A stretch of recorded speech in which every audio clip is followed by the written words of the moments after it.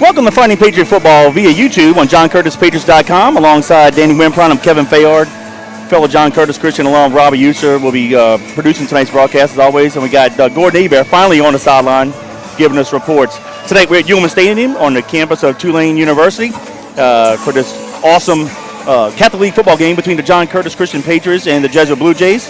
This year, John Curtis Christian School is celebrating 56 years of excellence and, as always, continuing to build champions for life.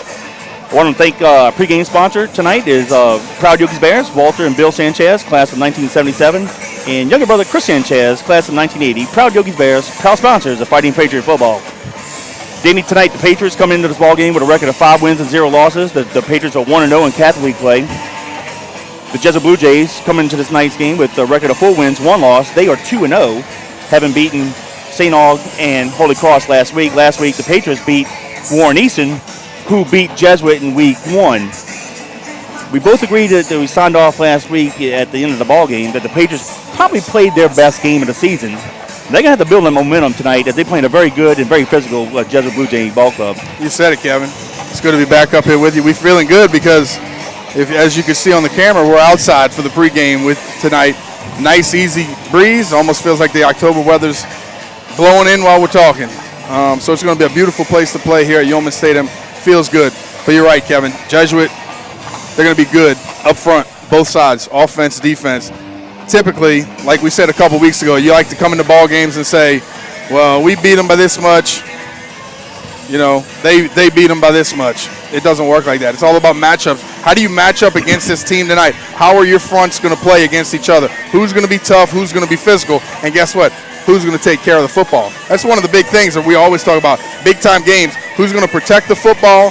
Who's going to sustain drives, take time off the clock, get their defensive rest, get them off the field, and things like that. So this is going to be a tough physical game, just like we've had historically over the past few years playing Jesuit. Right. They're a well-coached team by Troy Baglio, and, of course, we're no different. We're well-coached. As long as we do what we're told to do what we're coached to do, we're going to be fine. The Patriots lead the all-time series 3-1. Unfortunately for us, the one time we lost was in the 2014 state championship game. However, the 3 wins have been in the previous 3 years here in the Catholic League. Right. What Danny just said, all the games have been very close. Last year, the game you couldn't attend due to a personal trip. The Patriots jumped out to a 28-0 lead. Jesuit got the ball right before halftime and got a little momentum. First and goal, and the Patriots defense bowed up and held it. But basically, to be honest with you, they overthrew a couple balls and had guys wide open. Yep. Jesuit came out in the second half, guns a-blazing. They had nothing to lose and played relaxed. And next, it was like a tale of 2 halves, and they scored 3 consecutive touchdowns. We're only up 28-21. Yep. Fortunately, we scored a couple touchdowns. We won 35-21, but the game was a lot closer than what it should have been. However, the Patriots kind of started out this way this year, getting big leads and then kind of coasting in the middle of the game and then kind of, stepping on the gas again. But late last week, we finally played the full 4 quarters. Jesuit's the kind of team where they've been picked in the middle of the pack. They lose the first game to Warren Eastern, but since then, they are a totally different ball club. They're sound, they don't make mistakes, and they play good fundamental football. Former John Curtis All-State offensive guard is their defensive coordinator, and he knows our offense very well. Right. You know he's going to have his defensive line, who's the strength of their defense, very prepared for our option. You said it. Here's the thing. Anytime you're going to show up and play a Catholic League school, we know that we're going to get their best. That's the bottom line. We're playing in a beautiful place, Yulman Stadium. They're going to have plenty of fans in the stands. Matter of fact, I'm very impressed with the amount of fans that we have so far. We're beating them 4-1 when it comes in the stands as of right now. I'm sure they're going to have a lot more people come in. But anytime we play a Catholic League school, especially when they're playing well, these people are going to show up and support, and we're going to get their best. So tonight is going to be a hard-fought ball game, 4 quarters. But you mentioned it.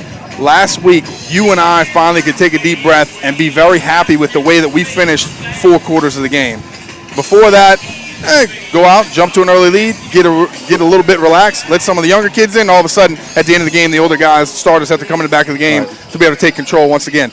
Tonight, we got to do the exact same thing, Kevin. Play 4 quarters, and how you do that is you take care of the football like we just talked about. Let's go through the 3 phases of the games. Well, my point of view, your point of view. Offensively, I believe if we just hold the ball, protect the ball, which we've done in recent weeks, knock on wood, the Shreveport game was atrocious. We had fumbles all around the field.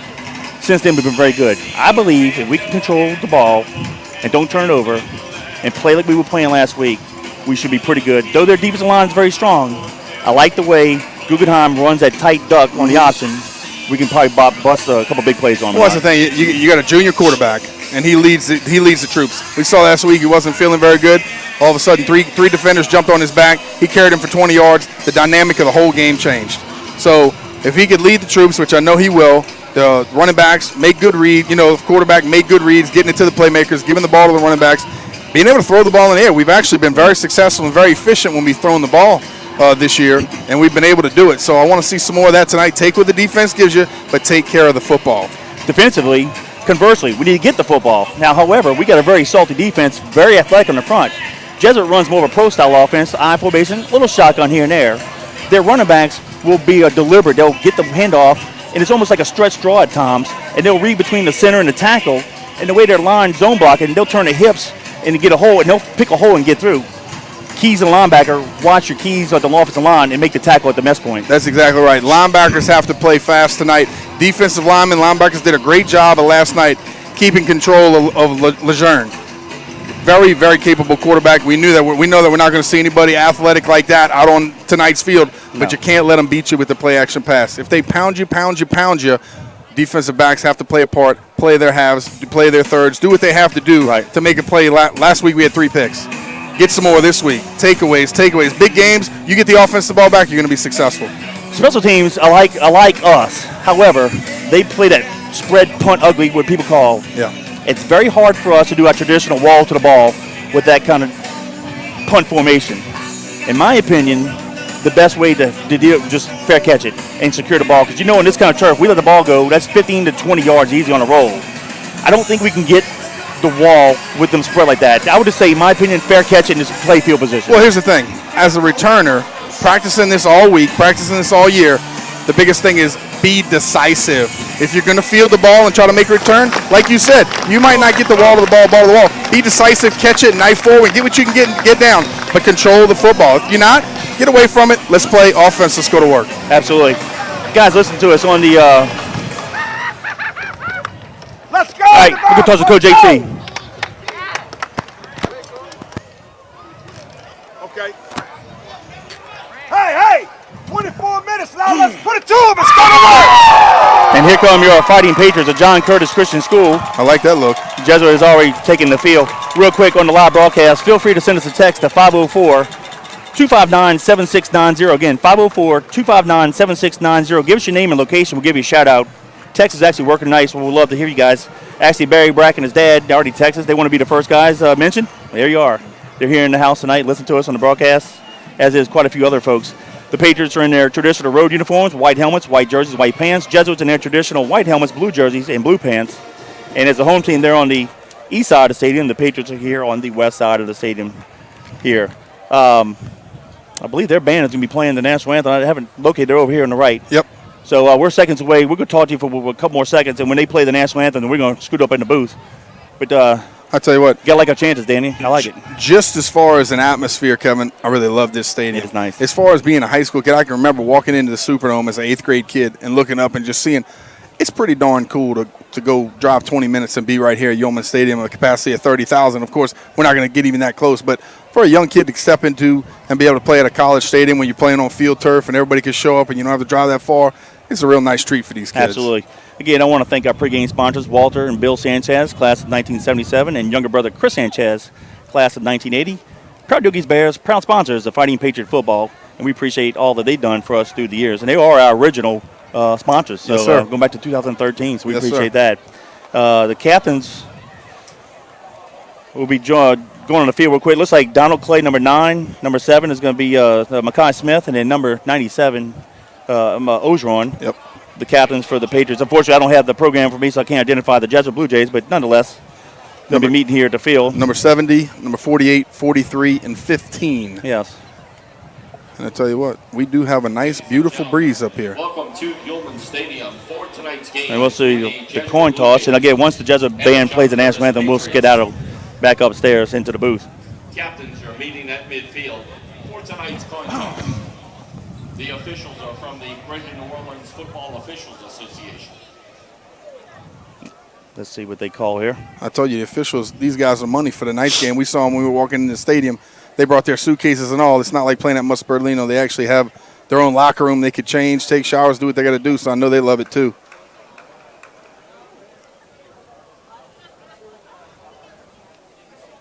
Well, let's see. They made a decision here, and the referee will give us the results.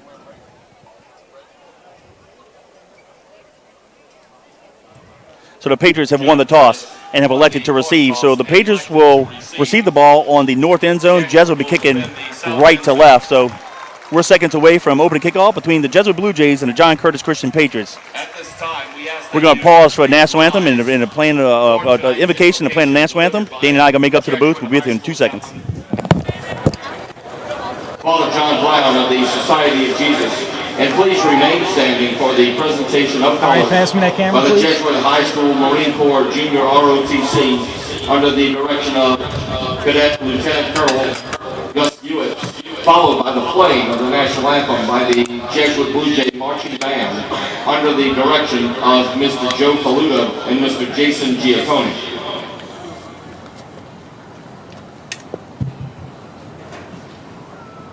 In the name of the Father, and of the Son, and of the Holy Spirit.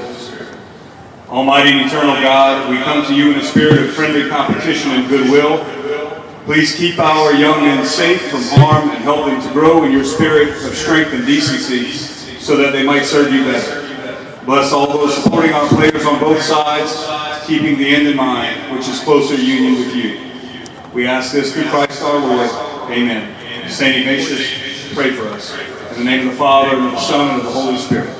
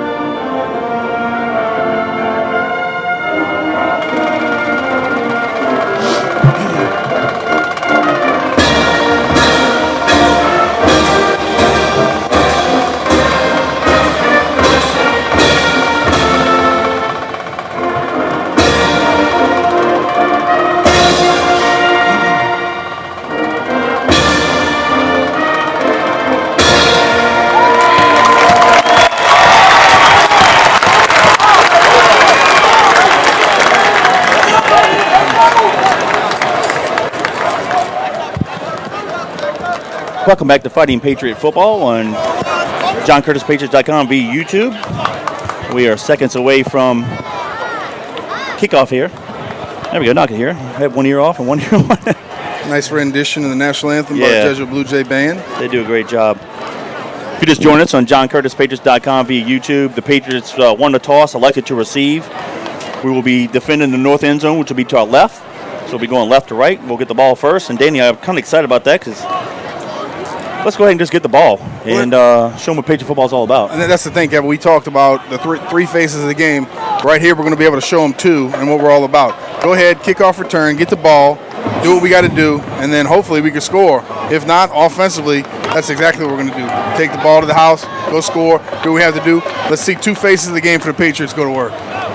Deep for the Patriots. Near side halfback will be number 17, Lance Williams, and far side will be number 26, Joel Taylor.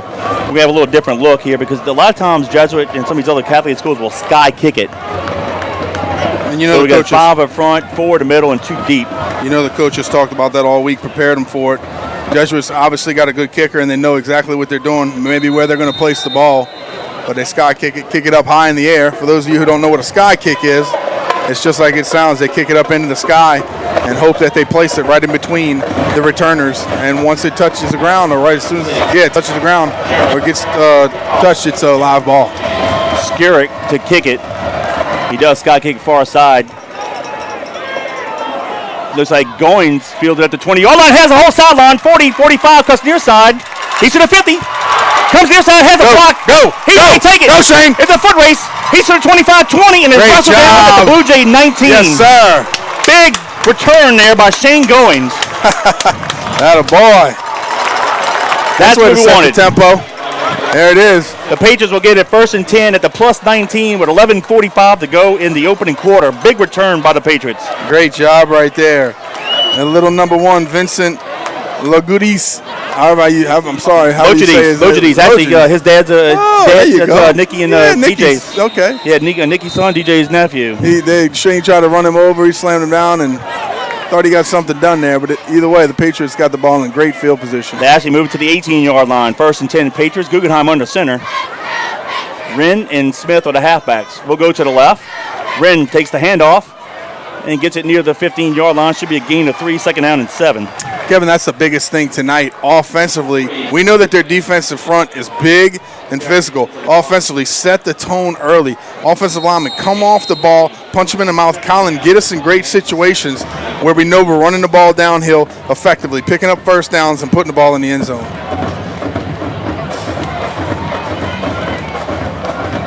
Ball is in the middle of the field. Receivers split out to left and to right.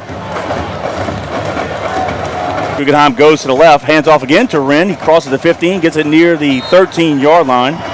It'll be 3rd down. Good job. We've talked about it over the last few weeks, Kevin, on the first couple drives of being able to feel people out throughout the first couple series of the game. Those 2 runs over the left side, outside veer plays, and we've given both of them. Let's see if we're setting up something here on 3rd down. Got it. Want to give a shout out to Chad, Jet, Bubby Fabacher checking in from Harahan. Said looking good from here, boys. We appreciate it. Thank you very much. Twins near side, ball on the left hash mark. Guggenheim under center. Counter option near side. Guggenheim pitches it. And the halfback is fighting hard. It's Smith. He's getting to the 10-yard line. He's going to be just shy of the first down by maybe a half a yard or a yard and a half. Excuse me. Danny, I think we got to go for it here.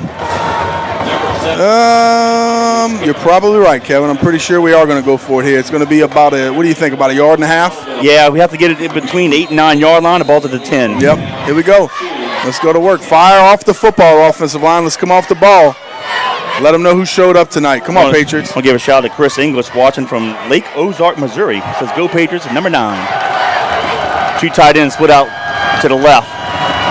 Ball on the right hash mark. 4th down in a long 2. We'll give it to Crum. He's going to have the first down. He got right to the sticks and got hit hard. Jesuit thinks they stopped him, but the mark should be first Tell you what, down. Kevin, he did. He got belted back, but I definitely think that he got enough to get the first down. The ball is at the 8-yard line. The stick's at the 8.5, so it should be a first down by half a yard. And they're going to go ahead and call it. Great job, Chauncey. And, Kevin, I told you this a few weeks ago. He's got to do a better job. Now, he got hit as soon as he got the ball, and he did a good job of keeping his feet pumping, but he's got to get his pad level down. The first thing you want a guy to hit as your defender is your back or your shoulders. You don't want him to be able to hit you up in the chest. It's a nice collision by Jesuit, but for nothing. Great first down by the Patriots. Yep, Twins near side. Ball on the left hash mark. We'll go to the left. Guggenheim hands it off to Wren. He's going to get it to the 5-yard line. It'll be 2nd down and goal. I think pretty soon here we're going to see Colin pull the ball and have a nice little run. I want to give a shout out to Jeff Bonet, class of 1995. Listen to us in Ponchatoula. We appreciate you, Jeff. Thank you very much. Of course, Cody Schexnayder watching from Starkville, Louisiana. He loves the Patriots. So do we. Appreciate you. Thank you guys for checking in. Second down goal from the 5. Twins near side. Will come near side. Guggenheim keeps it. There it is, Dan. He's fighting hard. He's going to get to the 3-yard line. The officials did a good job of blowing the whistle. Somebody jetted in from the backside. Almost thought he was going to try to spear him down, but they held him up. Good job by the officials. And it's going to bring up third down here, Kevin. Both fronts fighting back and forth. Very physical game so far, offensively for the Patriots, defensively for the Blue Jays, of holding strong. Great kick return, and it's a battle of the trenches so far. Yep, third down and goal from the 3. Twins near side, going into the Jesuit student body. Guggenheim back to pass, looks near side. He's going to duck it, run it. He's going to be to the goal line. Did he get it? Let's see. No, he's at the 1. I tell you what, I thought he got it closer than that, Kevin. Danny, he did. He did? He never touched the ground. He was on top of the Jesuit player, and he rolled into the end zone. Yeah. All right, so 4th and goal from the 1. That's what it looked like to me too, Kevin. I agree. But nevertheless, 4th and 1. Let's go. Fire off the football. The ball is on the near side hash mark. 2 tight ends split out wide to the left. Crum, the left side halfback. Smith near side, and the guard jumped off sides, and they call it. It looked like we dropped the ball. Yep. The Blue Jays got it at the goal line. And they stopped the Patriots, so with 7:30 to go in the first quarter, it'll be 1st and 10, Blue Jays at their 1. Big stop by the Blue Jays. There's a scrum on the bottom of the field there. But I tell you what, let me see it here. Robbie's got the replay back up here in the booth, Kevin. And let me see, it looked like the left guard got moved though. Yeah, we moved and we just dropped the ball. That's where I wish we had the penalty called on us. But I tell you what, Kevin, we talked about it in pregame. Big time game. You got to hand to the Blue Jays. Very physical up front. Oh, yeah. Okay? And center quarterback exchange will kill you all day. But you know, as a former quarterback, Kevin, I'll tell you this. A lot of times when you're close to a first down or the goal line, that center has his butt way up in the air, tilted forward, and he's ready to get down and dirty. And a lot of times that causes problems if you don't take care of the football first. McMahon hands it off to the running back, number 15. Excuse me, McMahon's a running back. Nah, hang on. And let's 24 running back. I'm sorry. Whittington was the running back. No gain on the carry. 2nd down and 10 at the 1-yard line. And let's see what they have here, Kevin. That was a big stop by the Blue Jays. No, it was huge, huge. Let's see what they have here offensively. Tight formation. McMahon is under center. They have a split out wide to the right. They're probably just going to try to run it out here. They do to the running back. He crosses the goal line, gets hit at the 4, and falls down to the 5-yard line. It'll be 3rd down and 6. Good job of Donald Clay falling back in there, getting tight to the line of scrimmage, finding the hole as well, getting in there and making a tackle. Going to bring up 3rd and 6, like you mentioned.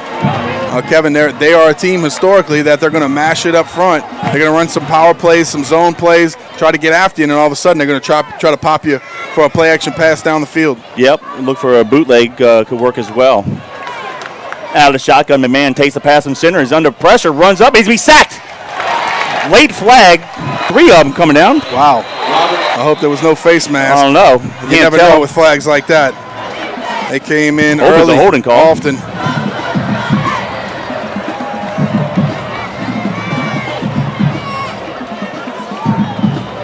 Face mask. Wow. Yep. That would be a 1st down. And it is. Gets him out of the hole. They're going to move it all the way down to the 19-yard line. Big penalty. We talked about turnovers. We didn't talk about penalties. Same thing in big games. You cannot give up easy penalties in plays. Kevin, we make the tackle right there. They forcing a punt. We have great field position offensively. We cannot have the silly penalties. Get up under the quarterback, wrap him up, run through him, pound him on the ground. Let's go. All right, out of the shotgun, you got Twins receivers near side. McMahon takes the pass from center, looks near side, punts, fakes, is in trouble, threw it in the dirt. Angelo dropped McMahon after the pass, but at the time he threw, so it's not illegal. That's what you got to do, though, Kevin. You got to get in his face. You got to drop him every time he drops back. You do not want him to be sitting back there pretty, being able to pick the defense apart. Get up in his face and put a hit on him. All right, now they got trips near side, split out wide right. Whittington lines up to the left. McMahon out of the shotgun. McMahon hands it off to Whittington, goes off the right tackle, has a nice hole, and he's going to have a first down at the 33-yard line. Clofer with the tackle. Woo! I tell you what, Clofer will put a hat on you. You better watch out. Running back better get his eyes up. Clofer right there, put his hat right on the football. Those are the ones where you see the ball pop out. Good job of that running back protecting it. That's the play he did I talked about at pregame. He'll slide, and find the hole, and he did right off the tackle. Very good patience following his offensive lineman and using his vision. Yep, slot Twins near side. They're going to hand it off to Whittington up the right side again, and he drags a couple Patriots to the 40-yard line. And now the Blue Jays have a little momentum. Yeah, I tell you what, that is Right there. that's Valentine. I'll say it again, Joshua Valentine's defensive end. You'll see him wearing number 15 tonight again. But, yeah, he actually carried Valentine for a couple yards and slung him down. The running back's playing very physical, as well as the offensive lineman up front. Bring another back in the game. Yep, little fullback. They'll hand it off to the new running back, number 25. Let me identify him, Faust, Dylan Faust. No gain. This will be third down, and let's call it 4. Kevin, that's actually number 29. 29, I'm sorry. Willie Robinson. 15, Ravon Williams. No gain on the play. Third and 4. Wow, missed opportunity so far. First and goal inside of 10. Yep. Got fourth and goal at the 1. The Patriots do not convert. And then they had the Blue Jays stopped at the 4-yard line, and they get a 15-yard face mask, extended the drive. Can they stop them on third down here? Twins near side. McMahon rolls near side. Going to fire back over the middle, and it's incomplete. Had a receiver wide open, and he would have had the first down. Tell you what, though, Kevin, great job by Angelo Anderson. Fighting off the block, getting up the field, keeping contained where the quarterback had to pull up. He's a righty, coming to his left. He had to pull up. Barfield was chasing from the inside out as well. And a good job. Quarterback couldn't get his arm up, make the throw, finish through it. And it was a high throw. We forced the incompletion, bringing up a punt here on 4th. Span and Wren will go back for the Patriots. They're going to stand at the Patriot 30. Span near far side, Wren the near side halfback. Number 5, Gerald Span. Nice high kick, Wren at the 30. 35-40, and that's where he's be dropped. So the Patriots will have it 1st and 10 at their own 30, but 4:15 to go in the first. There's no score. Great job right there by the Patriots forcing the punt. I want to say thank you to John Curtis Christian School alum Jeff Forsman with Moe's Pizza, class of 1986, and his lovely wife Lisa. They're located at 1112 Avenue H in West Wego. Give them a call at 341-9650. Tell them Danny, Kevin, and Robbie sent you for some of their homemade hand-tossed pizza, lasagna, meatballs, and spaghetti, and muffaladas. Check out the website, www.moespizza.nola.com. All right, Patriots line up. Twins receivers to the left. Ball is on the near hash mark. Patriots go left to right. Guggenheim draw play near side. That's going to be Wren. We got a hole. He's the 50. Puts a move. He's in the 45. Breaks the tackle, but then he spun out of bounds at the 44-yard line of Jesuit. So it'll be a 1st and 10 with 4:07 to go in the quarter. Kevin, you and I on the ride over here talked about the draw play a little bit. Yes. And being able to effectively run it. Kevin, that hole was huge. Great job by the offensive lineman. And then, of course, the lead running back going in there and making a big block. Patriots back to the line of scrimmage. Same formation. Twins to the left. We'll go to the left. Guggenheim handed it off to Wren, and he gets it to the 40-yard line. Gain of 4, 2nd and 6. Number 3, Methodically move the football, Kevin. Give the defense a rest. Get down there and score some points. We couldn't do it on the last drive. We got to do it here. Yep. Patriots back to the line of scrimmage. Twins to the left. Same formation. Ball almost in the middle of the field. Hands it off to Wren again. Over the center. He's to the 40, the 35. 30 is the late flag. And I have a feeling to be a holding call. Yep. Yep. Right over the football, right in the scrum with the offensive lineman and the defensive lineman battling. Probably a holding call on the Patriots there. And I tell you, another nice hole. You know, of course, negated by the holding.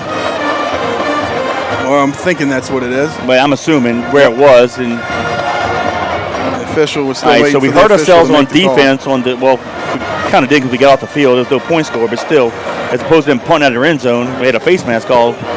Now it's a block below the waist. Yep. A little chop block down there. All right. Let's move the ball back to the. And for those of you who don't know, in college, wow. I don't know if this rule's changed yet, Kevin, but when I was playing in college, 45 of Patriots, you could chop block block somebody as long as it wasn't back into the football. Now in high school, you can't do that, or you can't high-low a guy either if he's engaged with somebody. All right, it moves the ball back to the Patriots 46. We got to get it to the 34 of Jesuit. Second down and long.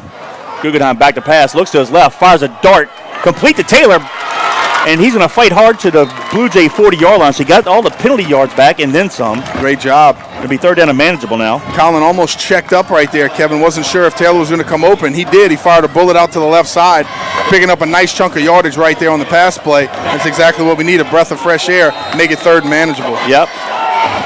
Third down and 6. Guggenheim checking off at the line of scrimmage, 2:58 and counting.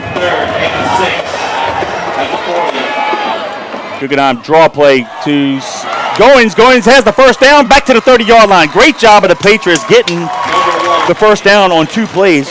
But Danny, that was set up by that nice long pass perception. Exactly right, Kevin. You got to be able to throw the ball effectively to run the draw effectively, and we love when Chauncey Crumb's in the game as a lead blocker, and Shane Goings looks like he's shot out of a gun. Nice first down carry for the Patriots. Needed 6, got 10, ball on the left hash mark. Guggenheim rolls to his right, near side, throws a ball down the middle of the field. Ogeron, was wide open, and he overthrew him about 5 yards. Throw the flag. Throw the flag. 2 weeks in a row, Danny, we've had Ogeron wide open and just couldn't get it to him. It's going to happen one day. Yep. Maybe later this game. Got to be able to make them count, Kevin. Like you and I always say, here's the thing. This is the only coaching point I'll make, Kevin. Give the guy an opportunity to make a play. You don't want to make it so close where the DB can turn around and try to make a play on the football, but throw it up, and if you have trust in your guy that he's going to turn around and have you back, it's either going to be an incompletion or a big play. But when you overthrow him, you don't have a chance. Second down and 10 from the 30. Ball's on the left hash mark. 2:33 to go in the first period. There is no score.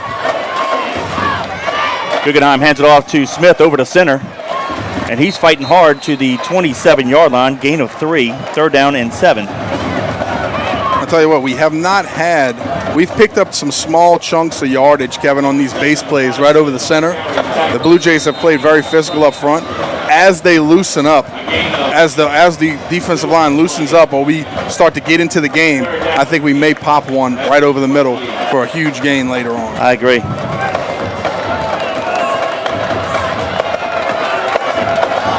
All right, they placed the ball on that left half mark. 1:56 and counting in the first quarter. Guggenheim back to pass, pump fakes, looks near side. He's in trouble. He's going to break a couple tackles. He has a lot of room to run and gets it to the 21-yard line. It's going to be 4th and 1, and you know you've got to go for it here. Yep. Gain of 6. And Kevin, it's not that we don't trust McCready to be able to make the kick. We definitely do, but when it's 4th in a manageable situation, 4th and 1, 4th and 2, the coach is so far liking what they're seeing up here in the box to be able to make the play call to be successful on a 4th down play. Well, it's not like they're dominating us where we can't get any push. Well, that's what I mean. We've had some good push. Yeah. We've had some good push, and we've had some nice chunks of yardage. Well, I'll tell you what, the quarterback sneak is there to the left or the right if he wants it. 2 tight ends split near side. Option near side. Guggenheim pitches it to Goins. Has it. He's got the 20. Go! 15, 10, 5. He scores! Make the call. Touchdown! So with 1 minute to go in the quarter, the Patriots get on the board 6-0 with the PAT pinning. Shane Goins with a 21-yard touchdown run. Exactly what we needed, Kevin. Great play call. I've said it for a long time. I don't necessarily like the option play when the quarterback takes the ball off of the line of scrimmage and runs back. The great thing about Colin Guggenheim is he can attack it with speed. He gets out to the edge very quickly to where the defense cannot react as fast.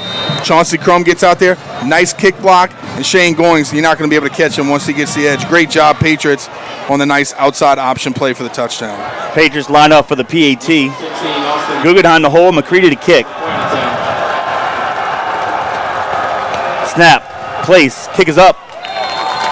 And it's true. So with 1 minute to go in the first, it's the Patriots 7, the Blue Jays 0. And I'll reiterate a little bit what I was talking about, Kevin. If you have it outside, the coach is going to put it in the quarterback's hands. If you have the numbers and you have the angles and you have the blocks, I don't mind the option play. I love it. But when everybody's stacked up on the line of scrimmage and you're taking that ball off of the line of scrimmage, you just don't have the momentum downhill that we're used to. But a great play call. Great execution by the offense. This is exactly what we needed. Shoulda, woulda, coulda. We should be up 14-0, but hey, that's what makes a good football game, good classic game. Credit Jesuit for stopping us at the 1. The defense held the Blue Jays. The Patriots got the ball back and went on a 9-play, 60-yard drive, took 3:15 off the clock.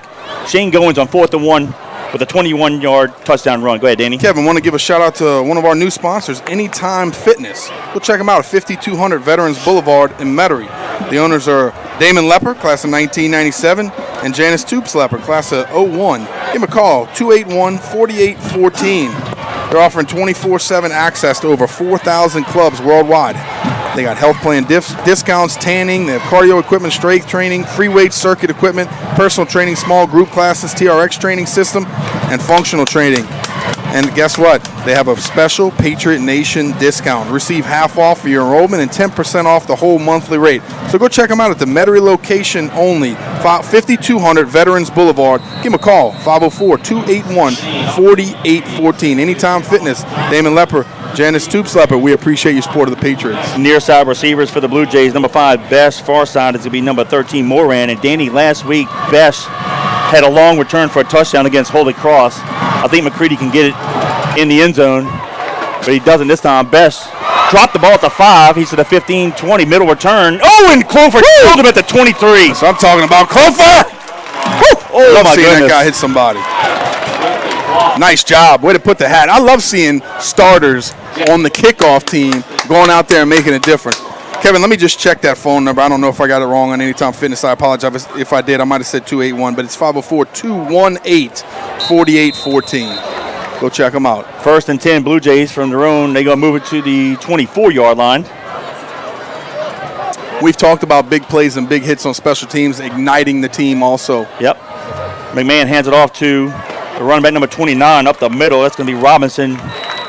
Maybe a half a yard. I tell you what, Danny, you got to be impressed with that defensive front for the Patriots. All 3 of them got on him quickly. Well, Kevin, we've talked about it all year, how much depth we have up front defensively. Linebackers, defensive linemen, everybody's healthy. These guys really get in there and get in the mix. They play well with their hands. They stay in their rush lanes, and they're playing together as a total defense so far. Yep. Robinson will stay in at the halfback. They're not going to huddle. They're going to call a play from the sideline. Twins to the right. They have a slot near side. McMahon fakes the handoff. He's under pressure, throws it to the receiver, caught in the flat, and Donald Clay is going to wrestle him down for a short gain. That's going to be number 3, Barnardo, on the reception. Good job, Donald. I tell you what, their quarterback did a great job, Kevin, of just getting it out of his hands. I didn't see the receiver, but he did a good job of just getting rid of it, making a nice completion. Joshua Valentine was hot on his tail. He had to get rid of it in a hurry, and that's going to bring up the end of the first quarter. Yep, so after 1 quarter of play, it's the John Curtis Christian Patriots 7, the Jesuit Blue Jays 0. Kevin, for that first quarter of action, we want to say thank you to Kel Kopecki, our good buddy with Exit Realty NOLA Premier. They're a full-service brokerage firm, residential, commercial, and leasing. They have cutting-edge tech to help all the buyers and sellers. They offer retirement and beneficiary benefits for all of their agents. Go check them out. Their address is 2200 Veterans Boulevard, Suite 206 in Kenner. Give them a call, 298-3948. Tell them the Patriots broadcast team sent you over there. Check out the website, www.exitrealtynola.com. This could be a fast ball game, Danny. we don't mind We win the those. ball twice. I tell you what, we've had some slow ball games, so we don't mind the fast ones as long as we're on top. Because it's nice, down it's humid, there was no hydration break at the 6-minute mark. That's true. Well, it's October. October, don't they call it? But if the temperature, if it's down, I forgot what temperature it is. If it's so high, yeah, there's a certain degree. But well, hey, I tell you what, we're feeling okay up here. We don't need one, right? No, but we do have the windows open and air conditioning, so we got a little bit of both. That's right. We appreciate you guys joining us on JohnCurtisPatriots.com via YouTube alongside Danny Wimpron. I'm Kevin Fayard. Here's the first play of the second quarter. Now the Blue Jays are going left to right. The ball's at their own 31-yard line. They have to get to the 37. It's to be 3rd down and 6.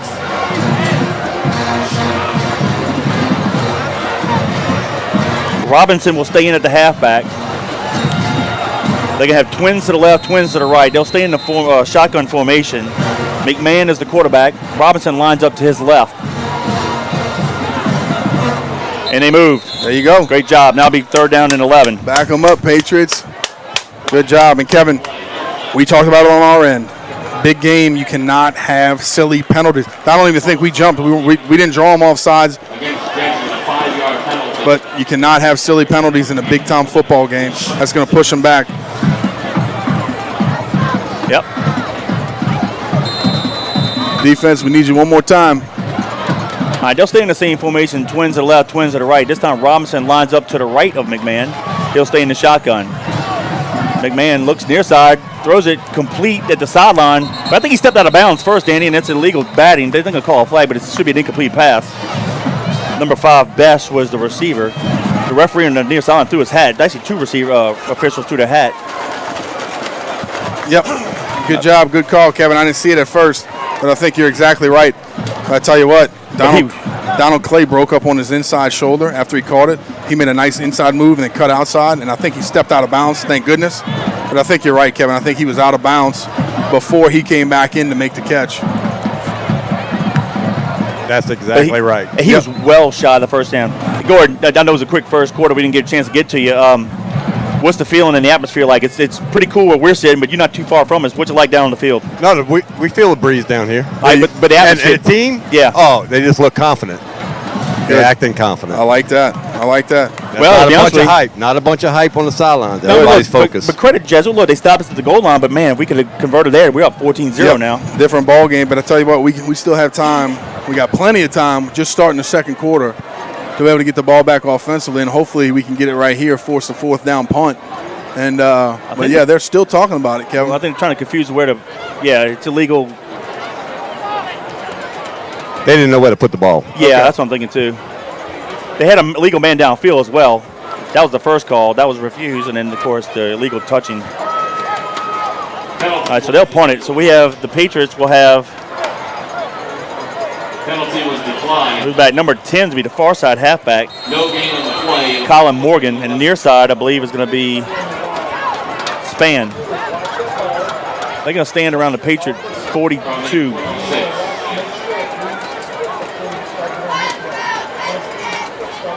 Nice snap. Beautiful kick. He dropped the ball, and Span jumped right onto the 43-yard line. Woo! That was ugly. Morgan just let it go right through the wickets. He'll be done for the day for that, for sure, in this kind of game. Well, here's the thing, Kevin. It's the first time we've seen him back on punt return. Yes. And you got to get those elbows tight. Yes. Got to keep them into your body, elbows tight. You cannot let it fall right through.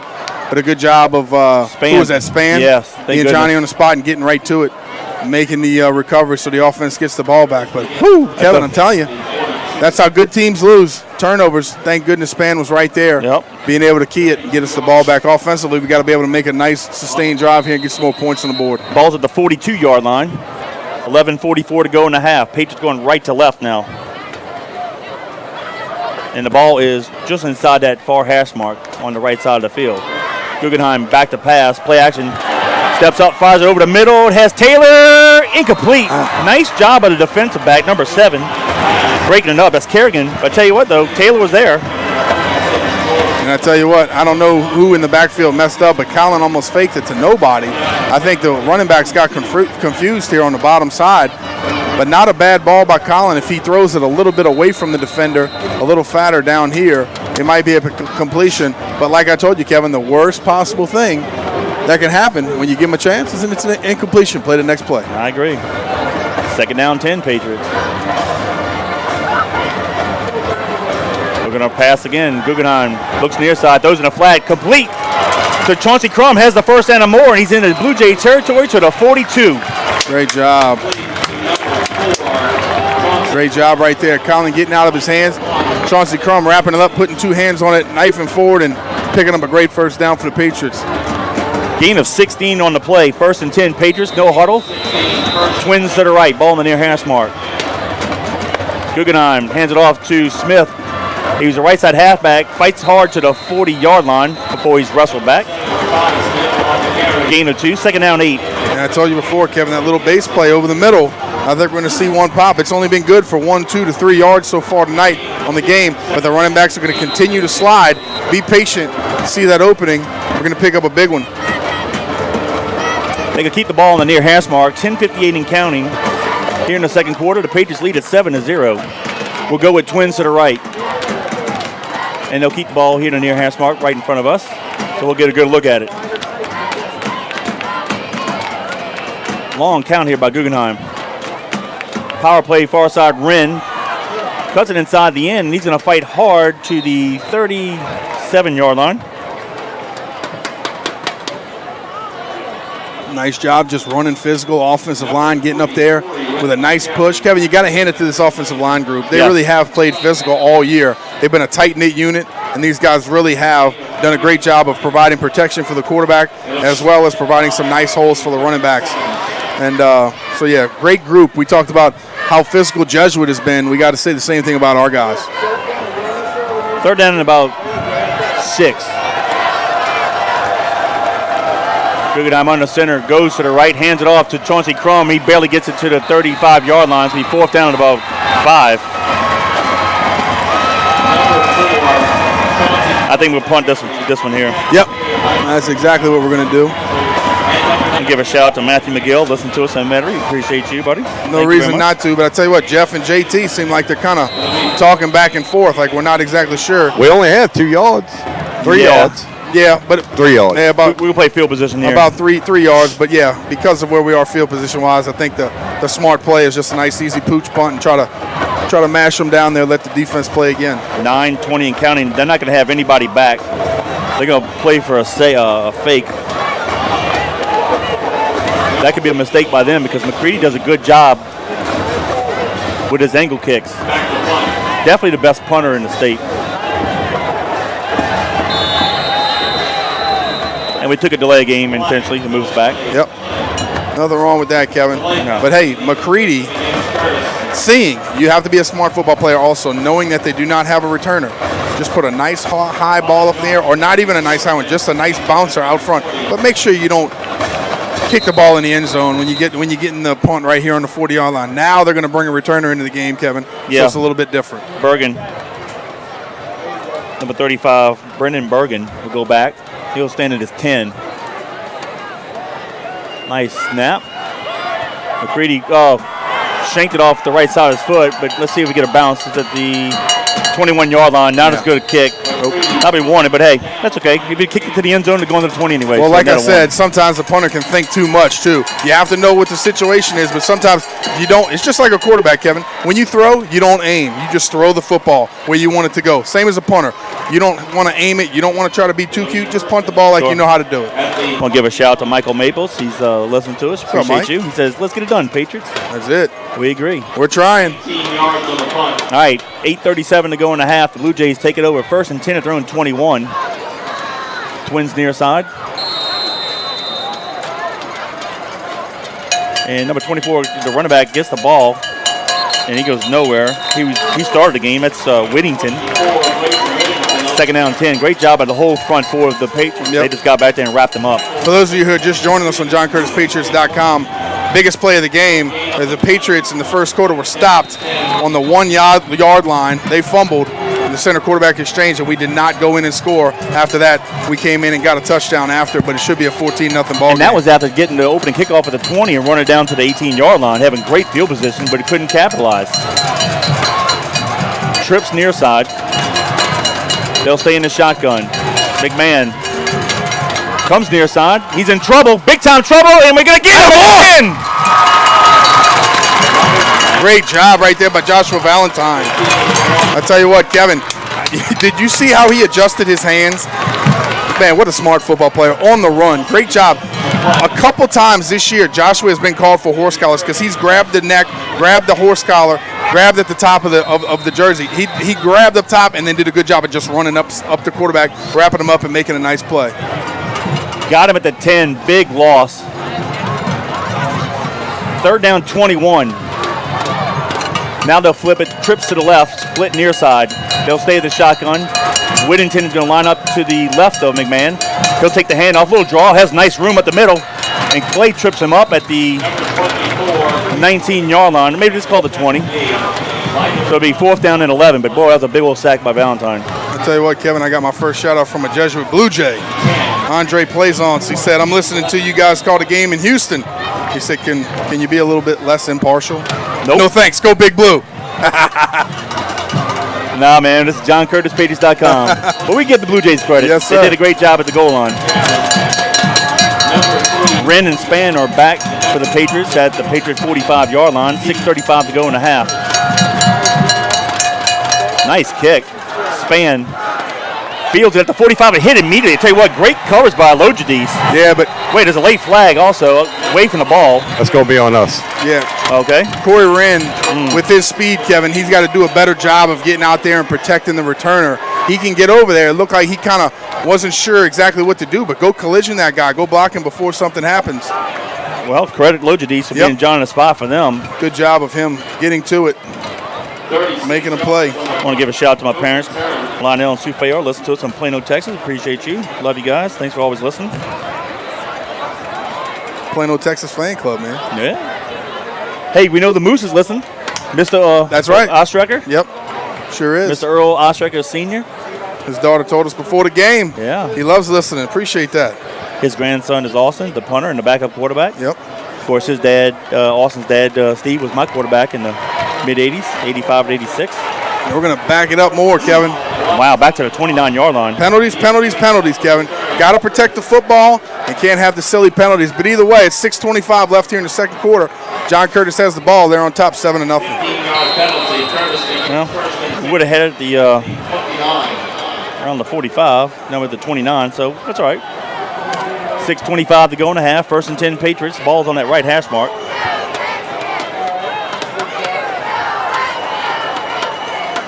Guggenheim, quick pitch near side. That's going to be Wren. Can he turn the corner? And he doesn't. He gets it to the 30, gain of 1. Great job. Credit Lojadis and number 57. Let me identify him. Hotard doing a great job stringing that out. Not many teams have done that this year. Yeah, good job. And the only thing, Kevin, we can't make that a tendency always to go to Corey. Right. You know.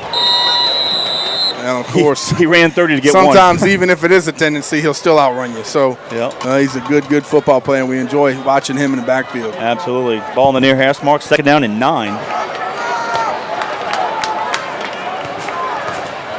Guggenheim back to pass.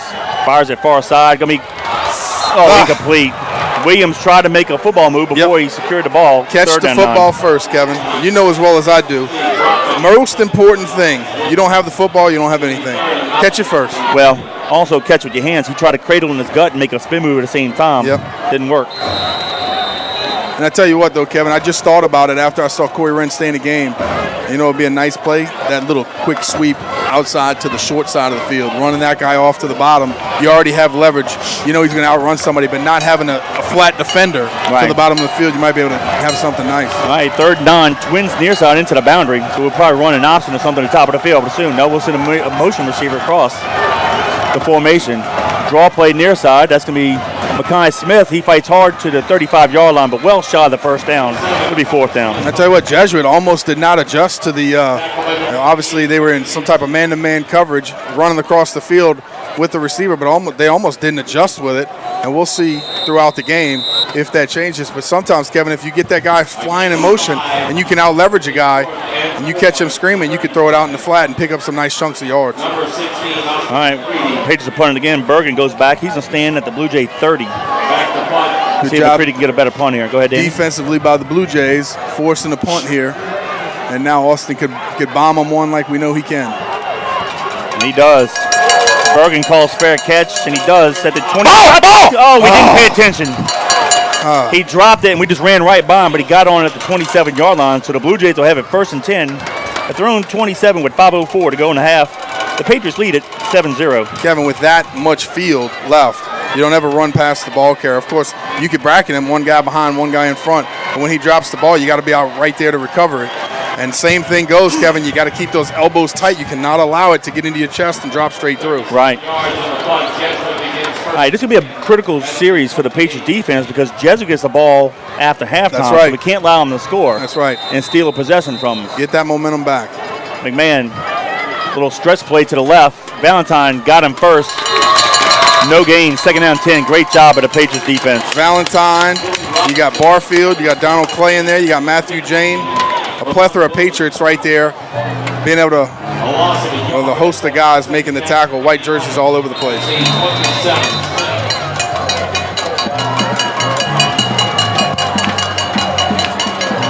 Actually, might say it might have lost half a yard. Split trips near side. They're going to hand it off to the running back up the middle. Short gain. He's going to get it to the 29-yard line. Gain of 2 will be 3rd down and 8. 4:17 and counting here in the second quarter. Good job right there. The defense being able to take charge once again, Kevin. They're going to bring up 3rd, and it looks like a long 8. Yeah. Defensive backfield, be ready. Break up on it, make a big play. Let's go. All right, same formation. Split trips to the right. They'll stay in the shotgun. McMahon takes the pass from center, looks to his left, fires it deep over the middle of the field, and it's intercepted. Clover got it, and they're going to tackle him at the Patriot 33-yard line. Great job. Kevin. Yep. Got to get the ball back. Good job. Kevin, without pressure, that doesn't happen. The defensive front getting after the quarterback, playing on the other side of the line of scrimmage. Great job by those guys, forcing another big turnover. Clover playing center field and making a big play. All right, with 3:46 to go in the half, the Patriots take it over 1st and 10 at their own. They're going to mark it officially the 34-yard line. 66 yards away from pay dirt. Kevin, for that interception, I want to say thank you to Nations Lending. Whether buying a new home or refinancing, Mark Bowen and Nations Lending can help you.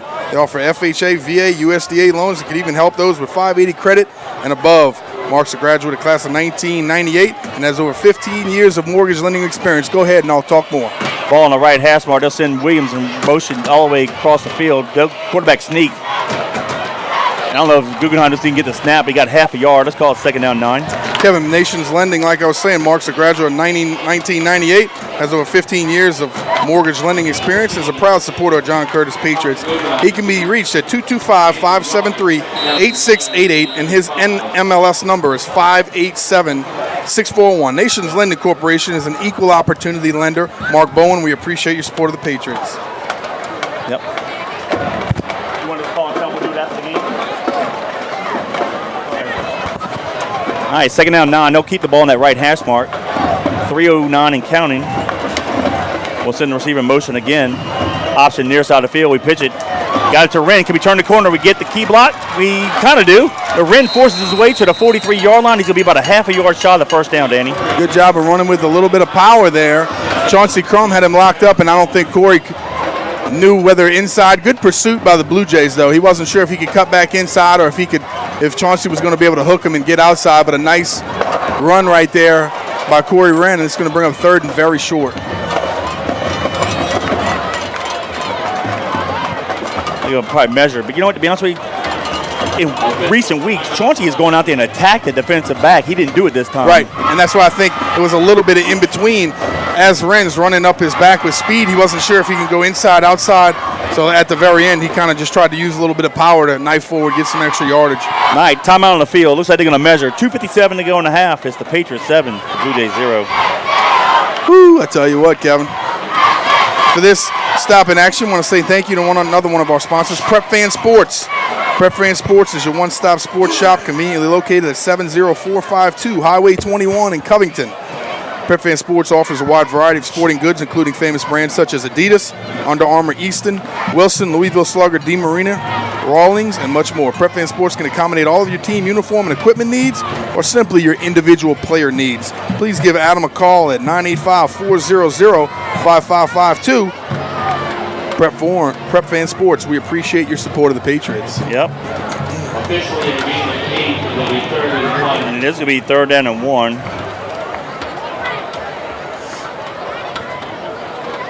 And they're going to place the ball on the near hash mark. Officially at the 43. Well, it's officially be 3rd and 1, but it's really 3rd and inches. About 3. Let's see if we can get a good push here by the line. We might be able to do the quarterback sneak. Let's see how they line up. Though they got a big old boy. Is that number 99 or 90? Not 90. Looks like he might line up over the center. 49. Or number 90. I'm looking at 90. 6'1", 290. Quarterback sneak to the right or left if he wants it.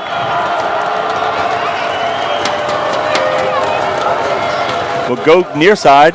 And Crum fights hard. He's going to get about half a yard. Yeah, he got it. He got it. Blow the whistle. Yeah. Clean him up. Let's go. We'll take it. 1st and 10. Move the sticks. 2:44 to go in the half. All right, they ran off for a couple more seconds. Got to stop the clock here temporarily for a 1st down. And they got to go ahead and call it. The officials have not called it. There he goes. Marks the 1st down. yard. And we got to get the job done here, Kevin, offensively. And the ball's at the 44-yard line. 56 yards to go to pay dirt. 2:44 left on the clock. And the Patriots are driving late here in the second quarter. Yeah, got to get some points here because the Blue Jays will get it to start the second half. But wow, what a missed opportunity on opening drive after that long kickoff return. Twins near side here in the boundary. Ball's on the near hash mark. Clock is running. We'll go option to top of the field. Wren has the corner. He's to the 50. 45 puts a move on the guy, and he's out of bounds at the Blue Jay 39-yard line. Now they're going to say he stepped out of bounds at the 44, but it's still a first down.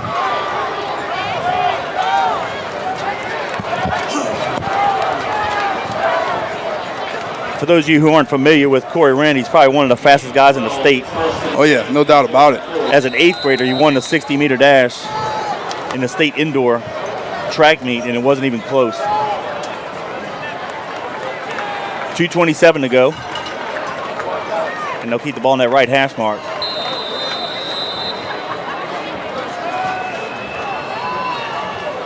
Guggenheim drops back to pass. Got hit as he threw it. Oh, intended for Ogeron, but tell you what, if he doesn't get hit as he threw it, he might have had a better throw on it. Yep. Second down 10. Yeah, he definitely caught him from the top, the back side right there, and from the top side. And Colin did a good job of just getting rid of the ball, Kevin. But sometimes those are the ones that are scary that get tipped and something funky happens. Right. But there's an incompletion, 2nd and 10, and it looks like we got 2:23 left here in the second quarter. Plenty of time. And look, remember now we got McCready who can kick from 45 yards out. Yep. We don't have to go that far. Yeah, that's about precious points, Kevin. You don't always have to score touchdowns, but you got to get something out of a drive. Yep. All right, second down 10. They'll keep the ball in that far hash mark. 3-step, throws near side. It's going to be almost intercepted and almost caught on the deflection by Taylor. And had he caught it, he'd have walked in the end zone. I'll tell you what, good jump right there by Logides. He guessed at it and broke up on the ball and almost had a huge pick right there. And it looks like number 90 injury timeout, is down for the Jesuit Blue Jays. It was like an ankle injury. Yeah, Logides jumped the route, but it went through his hands and it deflected off, I guess, his shoulder pads. Yep. And Taylor couldn't, I guess, find it. He came close, but he couldn't locate the ball quick enough. But boy, if he'd have caught the ricochet, that'd have been 6. But nonetheless, injury timeout on the field. 2:18 to go in the half. It's the Patriots 7, the Blue Jays 0. That's Sonny Hazard, number 90, down for the Blue Jays. And Kevin got a little break in action. Still want to hydrate the guys in between breaks, Kevin, even though it's not super hot out there. You know how that heat can jump up on you, especially when those legs start getting tired. So good job right here. Number 90 jumps up off the pile and gets off the field, so that's very good to see. Got a little time here, Kevin. 2:18 left, so you don't have to be in a huge hurry, but you definitely want to be very decisive with what you have called and what you need to do. Gotcha. I actually misspoke. I called him Hotard earlier, but it's Hazard. I'm sorry. I looked at the wrong name on the roster. All right, so it's 3rd down and 10. Ball's on the Blue Jay 44. Patriots line up with Twins to the right. The ball's in that far right hash mark. We'll do option near side. Guggenheim pitches it. It's Wren. He's trying to turn the corner, gets a block. He's at a 40, 35-yard line. He might be close to the first down. Let's see. I think He's so. going to be a half yard shy, I believe. Gordon, can you help me out with that? He's very close, Kevin. We got about a yard to go. Yard to go. Thank you, Gordon. Great speed by Corey Wren, getting to the edge. And good thing for us, Kevin, he stepped out of bounds. Going to get the ball about the 35, but the clock stopped with 2:09 left here. Yeah, we're going to go for it. And we're rotating guys in and out of the ball game. They're continuing to move, calling the play, getting the play called in the huddle here with Colin. We would have a cool halftime interview, but unfortunately it fell through. Father Sidney can't make it, but we'll do another game. Still going to be a great halftime show, trust me. Yeah, absolutely. 2 tight ends split out wide right. Quarterback sneaks there, and we going to call a timeout. So with 2:09 to go in the half, timeout Patriots. It's the Patriots 7, the Blue Jays 0. Woo! It's been some good action so far, Kevin, for a 7-0 ball game. I can tell you that. And for that stop in action, we want to say thank you to our good buddy Robbie Usler up here with Bob Usler Productions. He's always up here in the booth as our chief production engineer, taking care of business. So for your next wedding, party, bar mitzvah, anything that you have, the best in the business. Need anything filmed, edited, anything, give him a call. 738-1447. That's Bob Euster Productions. Robbie's always up here taking care of us, and I tell you what, sometimes it's about toughness too, Kevin. Absolutely. My boy shows up today, said, I'm not really feeling good. But guess what? He's still lugging those big boxes up here in the booth and taking care of us. So Bob Euster Productions, Robbie, we appreciate you, buddy. 738-1447. Give him a call. I want to give a shout out to Malcolm Ogeron, listening to us in Bro Bridge. Said, let's go Patriots. We appreciate you. Malcolm's one of our loyal listeners from day one, and we appreciate his loyalty to the program. The ball is on the 35-yard line of the Blue Jays. 4th and 1. And they're going to place it on the near hash mark.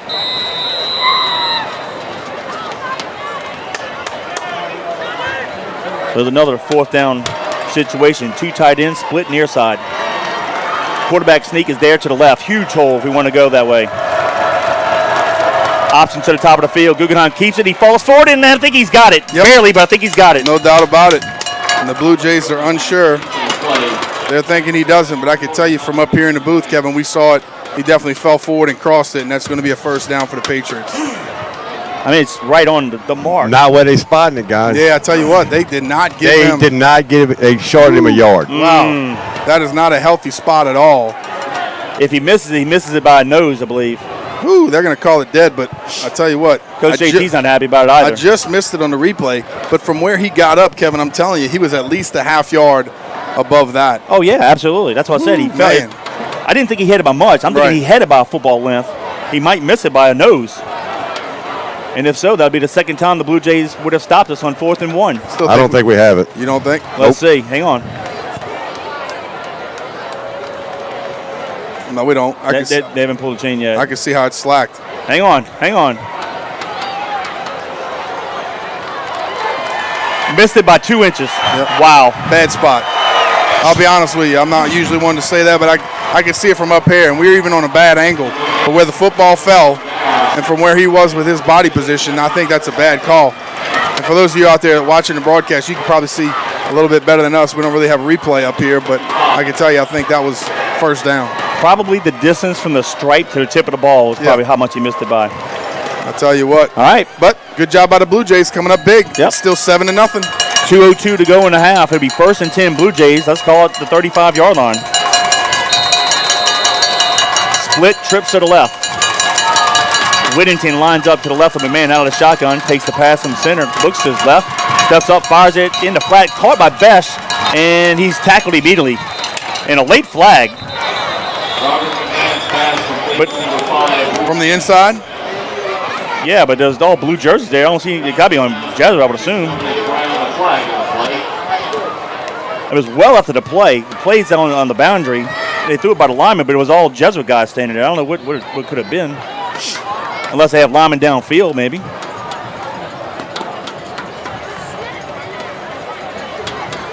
We're here, and I tell you what, just like every other game, Kevin, they take a long time to make some decisions and make some calls, communicate with each other.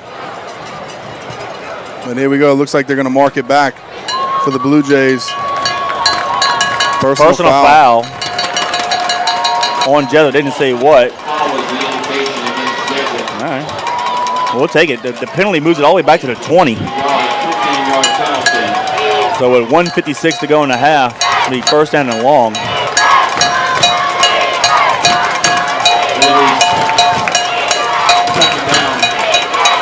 Now they'll line up split trips to the right.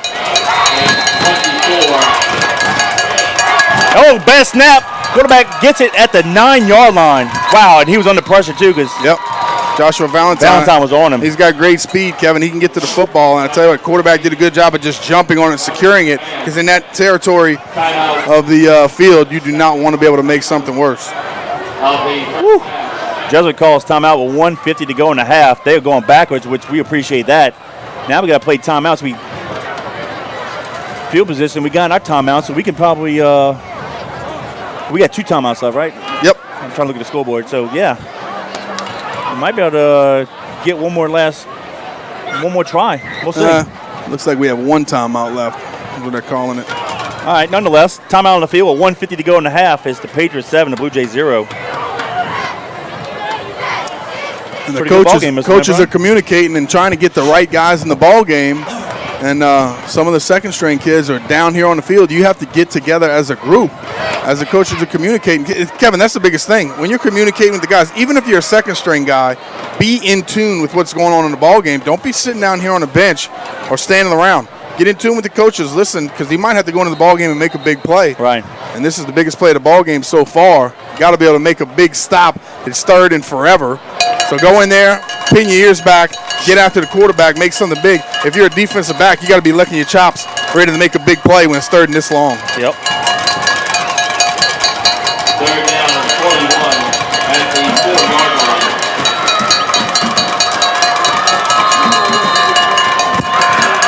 All right, they're calling it third down and 41 from the 9. Trips to the left. They got handed off to Winnington, and he barely gets it to 11, only because Valentine slung him forward for 2 yards. Timeout. And the Patriots called the last timeout. We'll stop go. it with 1:44 to go. So here's an opportunity to get a nice punt return to set up good field position for at least worst case a field goal. If not, punch it in for 6. Exactly right. Special teams, let's come up big here. Secure the football, knife forward, try to get us some great field position. You got a minute and 44 left. You can do a lot with a minute and 44, even if you have no timeouts. But offense, let's be communicating right here with what we want to get done. Maybe a couple different plays on what we need to run to effectively stop the clock close to the out of bounds. Do what we got to do. Maybe get up there and spike the ball if we have a nice big completion or a nice big run. So get a plan right here with a minute 44 left so we can get some more points on the board before halftime. Yep, 4th down and 38 officially. The defense has really played well. Offense has not played bad either. Just a missed opportunity. We'll talk about this more in halftime, but man, could be up 14-0, 7-0, but still a great ball game. No, it's a heck of a ball game. I tell you what, for a 7-0 ball game, it has been a defensive battle. These guys up front for Jesuit and John Curtis have been playing very physical and very tough. And so far, the Patriots, I think, are winning the battle up front a little bit. Let's see what we can do here on special teams to be able to combat that as well. Let's make a big play. All right, Span, the near side halfback, Wren, the far side. They're going to stand at the Blue Jay 45.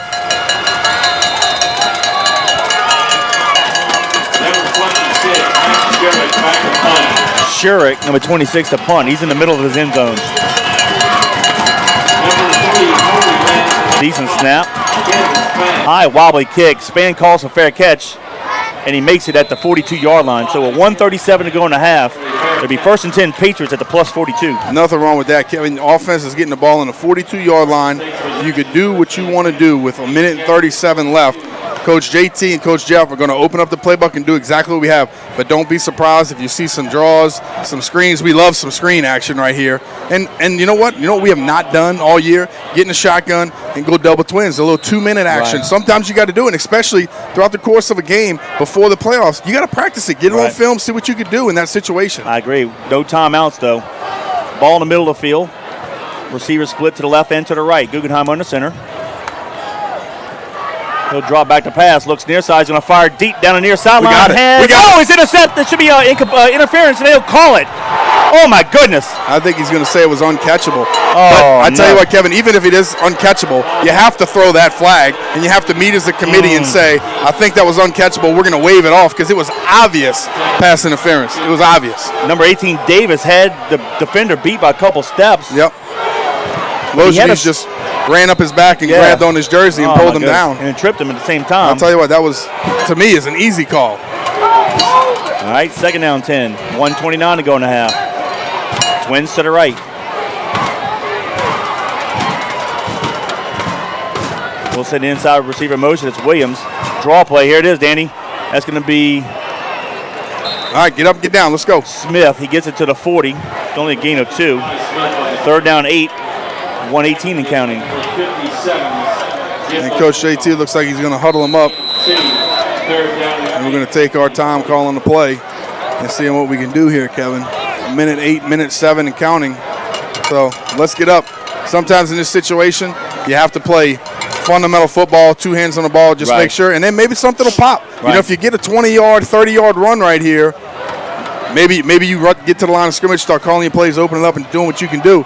But in this part of the field with no timeouts, it makes it a little tougher. Goes back to pass, fires it deep, has Taylor, and he overthrew him. And it'll be 4th down. So now, with 41 seconds, with the defense playing as well they are, do you just go for it?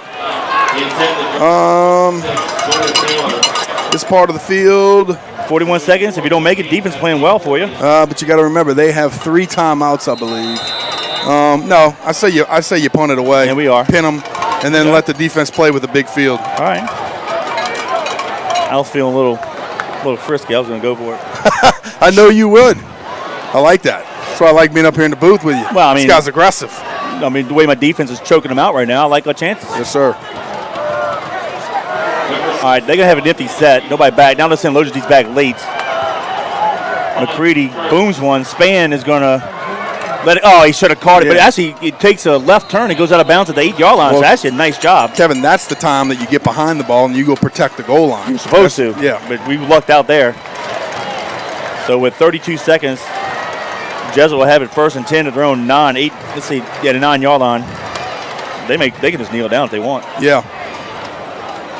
Whew, man, tell you what, this has been a great ball game so far, Kevin, and a lot of fun to call, and been nonstop action on both sides.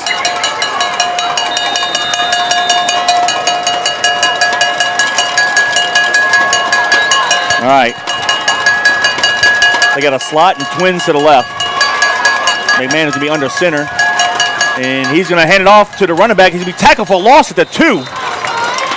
Woo. Now they're going to mark it at the 5. They said 4 progress stopped at the 5, but nonetheless, it's still a loss of 3 on the play. Kevin, and with this field position, if they're smart, Jesuit will just let this. Well, they don't have to run a play. It's 17 seconds, so that can be done. They don't have to run another play, but that was dangerous. They're just going to let it run off, yeah. I don't think they should call a timeout. Something bad happens this part of the field. No, 5 seconds. 3, 2, 1, and that's it. So at the 1/2 of play, it's the John Curtis Christian Patriots 7, the Jesuit Blue Jays 0. Woo! Great first half, Kevin. And for that first half of action, I want to say thank you to our premier halftime sponsor, Fabarca Health Direct Primary Care. You got monthly, quarterly, or yearly payments, in-house pharmacy with discounted meds for members, discounted labs, imaging and x-rays, ultrasounds, $50 a month. Perfect for employers that can't afford expensive insurance premiums. Same-day appointments and always makes you feel right at home. Go see Dr. D at 8231 Jefferson Highway in Harahan or give him a call, 504-336-4400. Go check out their Ideal Protein Protocol as well. Losing weight isn't easy, but they try to make it simple with Ideal Protein Protocol. Let's go, Dr. Fabarca. Fabarca Health Direct Primary Care. It's like having a doctor in the family. Well, scoring recap here in the first half wasn't much. Patriots got the opening kickoff, fielded at the 20-yard line, and ran it all the way down to the Jesuit 18-yard line, and got it 1st and goal in the 10, got it to the 1-yard line, 4th and goal, and could not convert. I don't believe Guggenheim got the snap properly, and Jesuit recovered the 1-yard line. The Patriots defense held Jesuit after Jesuit got a couple first downs, and after a punt, the Patriots went on a 9-play, 60-yard drive, taking 3:15 off the clock, and going to the 21-yard. It was actually an option play. He got the pitch, and he took it over from 21 yards. McCready's PAT made it 7-0, and that was with 1 minute to go in the first quarter. The Patriots have only had the ball like 6 times in the whole first half, 2 in the first quarter. But credit to both defenses. Actually, Jesuit's defense bowing up right here at the goal line. And then on a critical 4th down play, though you and I disagree with the spot, the Patriots missed it by 2 inches. Credit their defense again on 4th and 1. But credit the Patriots defense. They've been outstanding in this game. And we got a 7-0 ball game, but it's good. No doubt about it. It's been a lot of action for 2 quarters, and it's been a really, really hard-fought ball game. Kevin, you and I both agree it should probably be 14-0 right now, maybe even a little worse. But Jesuit is playing some tough football. They're playing aggressive. They're playing sound on defense. They're doing a great job of being able to make plays defensively, offensively. We have a takeaway defensively. Doing what we need to do to win football games. You can't have the silly penalties. You can't have the giveaways. But 7-0, and we're here at half, we're feeling pretty good because I think we're actually playing better than it is 7-0 right now. I agree. Hey, fellow Patriot Scott Pritchett's reaching out to us, and he's letting us know he's enjoying listening to us from Thibodeau. And he has a question for you. Of course, Scott's a class of 96. He says, hey, do you believe Troy Baglio, who's a fellow Patriot, and he's also Jesuit's defensive coordinator, that he is affecting our offense? He was also an all-state offensive guard for the Patriots back in the 90s. Do you think of his knowledge of our offense is affecting it. Of course, yeah, of course. I think every time we play, that Troy knows our plays by heart, just the same way that you and I do. We only have 10 of them, so it's not that hard to remember. But I think he also remembers some of the blocking schemes, which will help you out as well. And I don't think maybe he remembers those names, maybe he doesn't, but whatever. But the biggest key is he has knowledge of our game. He understands what we look for, what we like to read, what we do. And I think any time that you could have somebody that has knowledge like that, you don't have to remember the numbers, you don't have to remember the plays, but he knows how to defend us. But the thing about it, like I always say, when you have a quarterback that's smart, intelligent, he plays intelligent football, you can combat that with changing the plays and doing what you need to do to make your offense successful. I agree. Hey, I want to give a shout to a St. Matthew classmate of mine. Okay. And we all know Garrett Faubacher, right? Everybody knows Garrett Faubacher. Of course. We've got two pretty sisters, Bridget, the oldest one, and That's right. Colleen. That's right. Faubacher-Rude. She's listening to us in Dallas. Is that right? Yeah. They're all staying tuned. Nice. Yeah. Okay. Well, of course, her older sister, Bridget, her oldest son was Traylor Forge, who's the quarterback that beat us in 14. Well, his younger brother, Luke, is number 11, is a receiver for the Blue Jays. He's playing tonight. And, That's awesome. Yeah, so, hey, Colleen, thanks for listening to us. We appreciate you. And I think Garrett might have made an appearance tonight, maybe. He probably is. You think he's wearing just all blue or maybe a little blue and red? He makes win gray. Oh, there you go. He's a neutral party. But I think he's going to be on the Blue Jays side. Oh, okay. I think so. Well, you know, it's blood. We won't count it against him. I hear you. No, but Colleen, thanks for listening. We appreciate it. And thanks for checking in. I tell you what. Oh, look at these little shorties. We got some shorties here. And, yeah, the Wimprine family's checking in. I tell you what. You know what I wanted to see? I wanted to see if maybe I wanted to talk to you real quick. Because, hold on a second, Finney, hold on. So I wanted to see if the kids, because you know as well as I do, as you grow up and as you get older, and being an example for these kids is one of the most important things you could do in life. Right. So who you hang around is more important than anything. Sure. So Ashley and I going through this thing as you and I have over the last 8 years, 10 years, and our relationship has blossomed. I think it's been a great opportunity for my kids to understand people, to call certain people uncle, and to understand that we're around the right type of people. So I tell you what, Finley, even make that thing a little bit more sweeter and a little bit better. All right. Finley's got something to ask you. So go ahead here, Finley. Can you please be my godfather? I sure will. Finley wants to know if you will be her godfather. Thank you. I love you. I'm more than happy to be your godfather, little one. Your kid's pretty girl. You're so pretty. And Father Sidney was going to be up here today. Yeah. He was St. Matthew's priest, and he was going to make it even more special because he's going to be able to look over her and see what we have going on. But Finley wanted to make sure that Uncle Kevin was going to be in her life for the long haul. You know it. I sure will, little lady. I love you. I love you. You're so pretty. Oh, so sweet. That's so awesome. All right, Finley girl. Yeah, I'm sorry. We were going to have Father Sidney come up here, but as you know, unfortunately, you know, when you're the head of a church, so his priestly duties called him. And let's take a look. Can we get on camera? It's my little Patriots cheerleader right here. Look at her. Finley. Look at that. And go Patriots. She loves her Uncle Kevin. The funny story is, just number one. How about that? Woo, baby. A funny story is a couple weeks ago, we've been prepping Finley for this for a while. Nice. And we said, you got to ask Uncle Kevin to be your godfather. And then we kept saying, we want to bring him to eat. We want to take him. We want to do something special. And all of a sudden, we found out about Father Sidney coming. I said, man, this will be great to be able to talk to Kevin and everything. So she knew about it. So she came to, so when you came to the house a few weeks ago, Finley looks at, and I told her before he came in, I said, do not say anything. Don't mess it up. Shh, just be quiet. Finley looks out at him and she goes, you're my grandfather. And Kevin's like, huh? She goes, you're my grandfather. He's like, no, I'm not that old. I'm like, Finley, get out of here. What are you talking about? Get out of here. I remember that. That makes sense. But I tell you what, but we love you, brother. And we appreciate you. Thank you. Appreciate and you know that. And it's awesome. But yeah, that's an important part of our lives and being around special people and important people like you and being a part of the family, man. So couldn't be happier to ask you. Oh, absolutely. And yeah, I was really counting on Father Sidney being here and talking about maybe the importance of a godfather and the role and everything, but he could talk to us about that after. Yeah, we got to get, like I said, we had life turns, those are some curveballs, and unfortunately, he being a priest, he had some unexpected priestly duties that he had to go take care of, and I totally get it. And I thought with us playing Jesuit, he's from Baltimore, went to a Jesuit high school, and for you guys who don't know, Father Sidney is the parochial vicar, which is like the assistant priest, number 2 in charge at St. Matthew Apostle, which is across the street from John Curtis Christian School. And, we do have a lot of Catholics at Curtis. And when he first moved in, one of the first things he did, he walked across the street and introduced himself to Coach JT. And that's right. Their relationship has blossomed.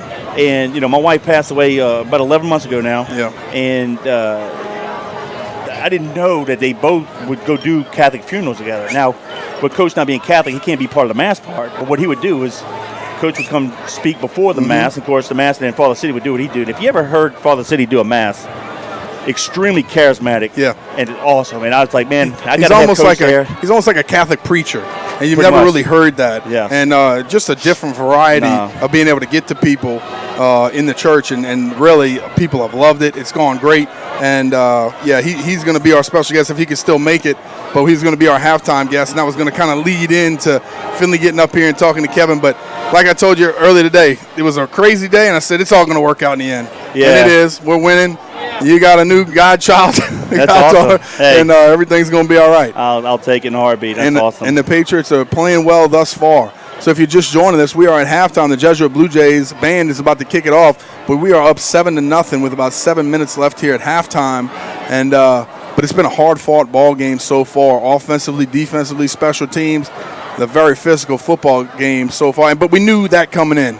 You and I both talked about it. You got to control the football. You can't have turnovers. You can't have silly penalties. Right. And whoever has less mistakes at the end of the game is going to come out the victor. And so far, the Patriots are on top 7-0. Yeah, I'm getting some text messages of people going, man, that was quick. Well, it was. When both teams run the ball, I mean, there was some passes, obviously, but no, when you pretty much dominate running ball, really, there was a few penalties in there, but it wasn't sloppy. It was just good, hard-fought football of both teams. And we knew that.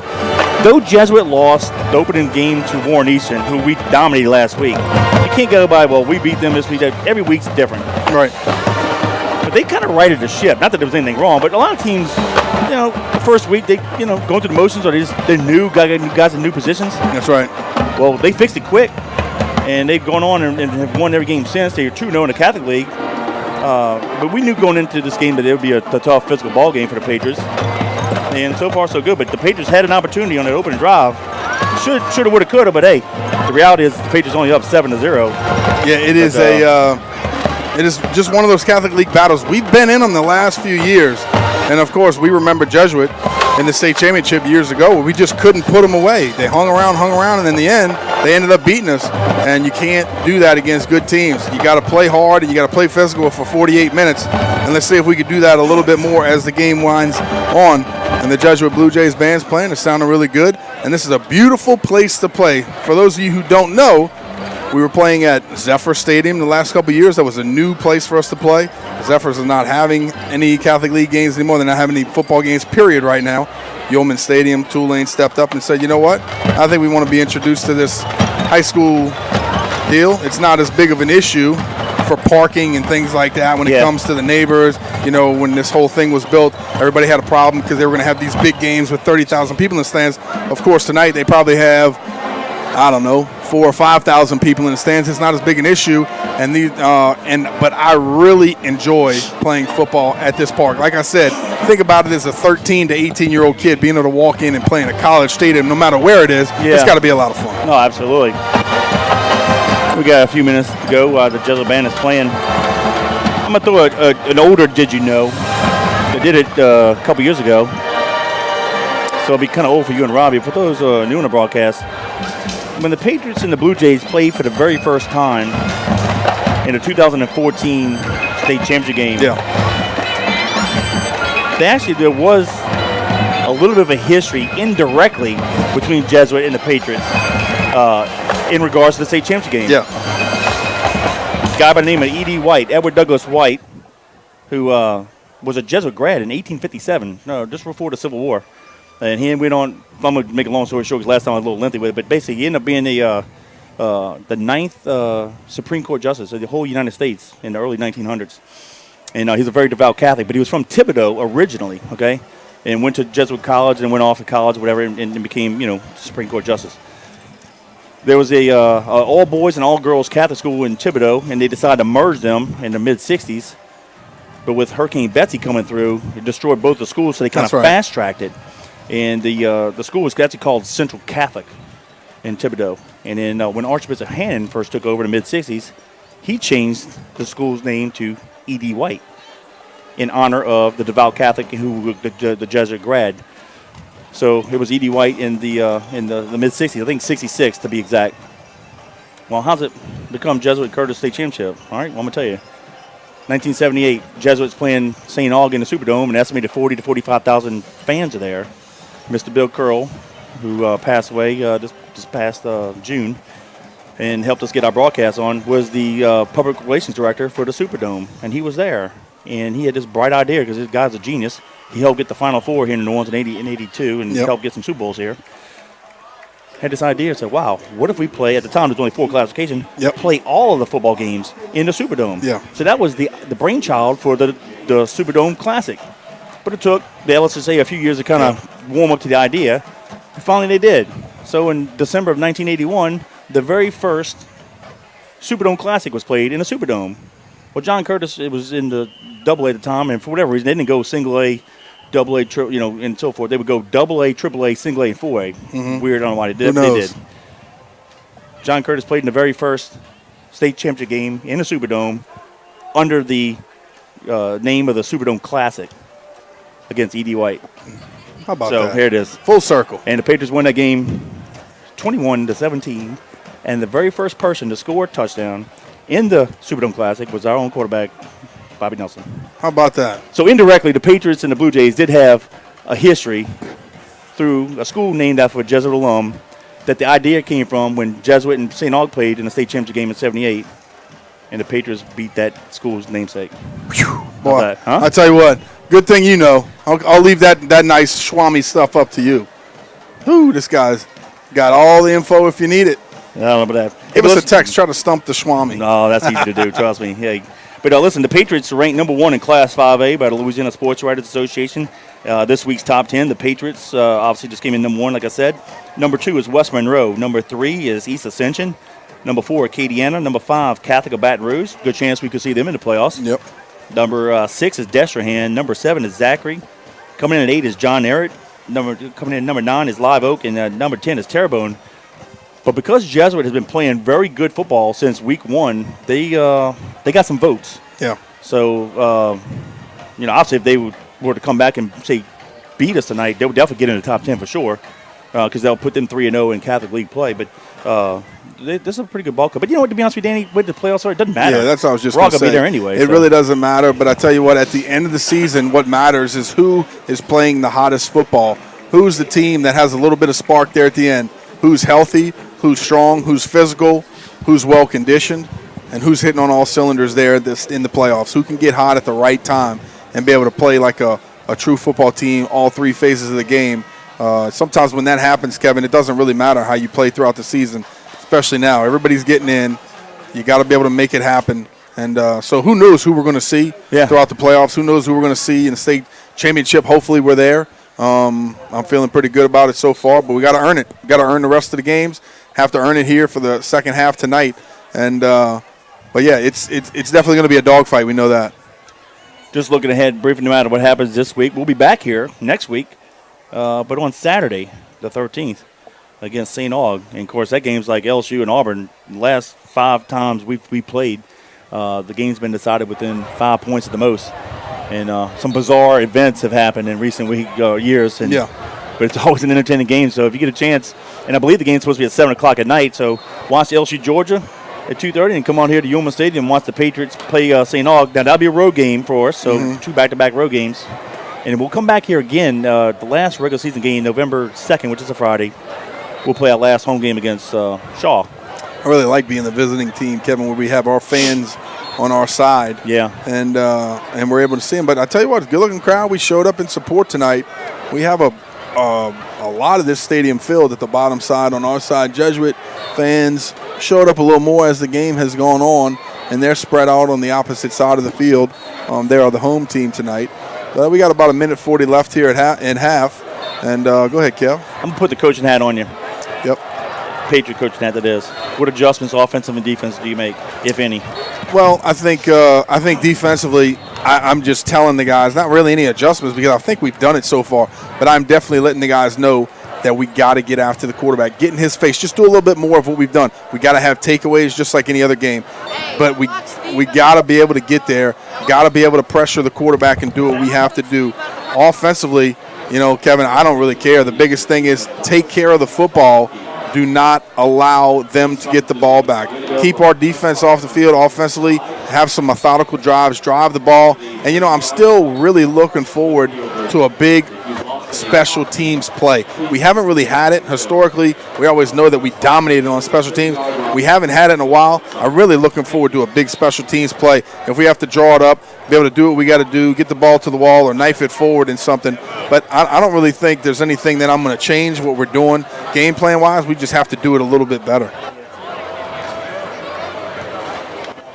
He's off. Yeah, really the opening kickoff, the return was the biggest. We take advantage of it. That's right. We get it to 20, run it to the 18-yard line, punch it into the 1-yard line, and then fumble the ball and just. Yep. But like you're saying, games like this, we can't afford that. We should be up 14-0 right now. And I'm not saying that having the opening kickoff down to the 18 isn't great. It is great. No, but a lot of times we're able to put that thing in the end zone. We've historically been able to score touchdowns off of punt returns or kick returns. So we need a little bit more of that. But Kevin, here's the biggest thing. Like I said, offensively, just control the ball. Yeah. No fumbles, no turnovers. Control the ball. But really, I'd like to see us put the ball in the air more. Maybe it's because I'm an old QB and I think we can do it. I think we can attack these guys a little bit more vertically. And the offensive line has done a pretty good job being physical and protecting. I see there's an answer to your question. Mr. Gary Fallbacher showed up, and he's, you know what? But he's not staying there. I think he just went and talked to his uncle. He went fishing with his uncle and him, so I think he's going to tell him hello, but he's not going to stay over here. Yep. He's looks like he's got Trailer Forge with him, the old Jesuit quarterback. Yeah. And, yep. That's right. He wants to come up in the press box. He's a Rumble Raider. He wants to come up at halftime when we play Rumble in a few weeks. Oh, yeah. Come on now. So come on. He wants to get some of that royal blue on. There you go. All right, both teams are back on the field.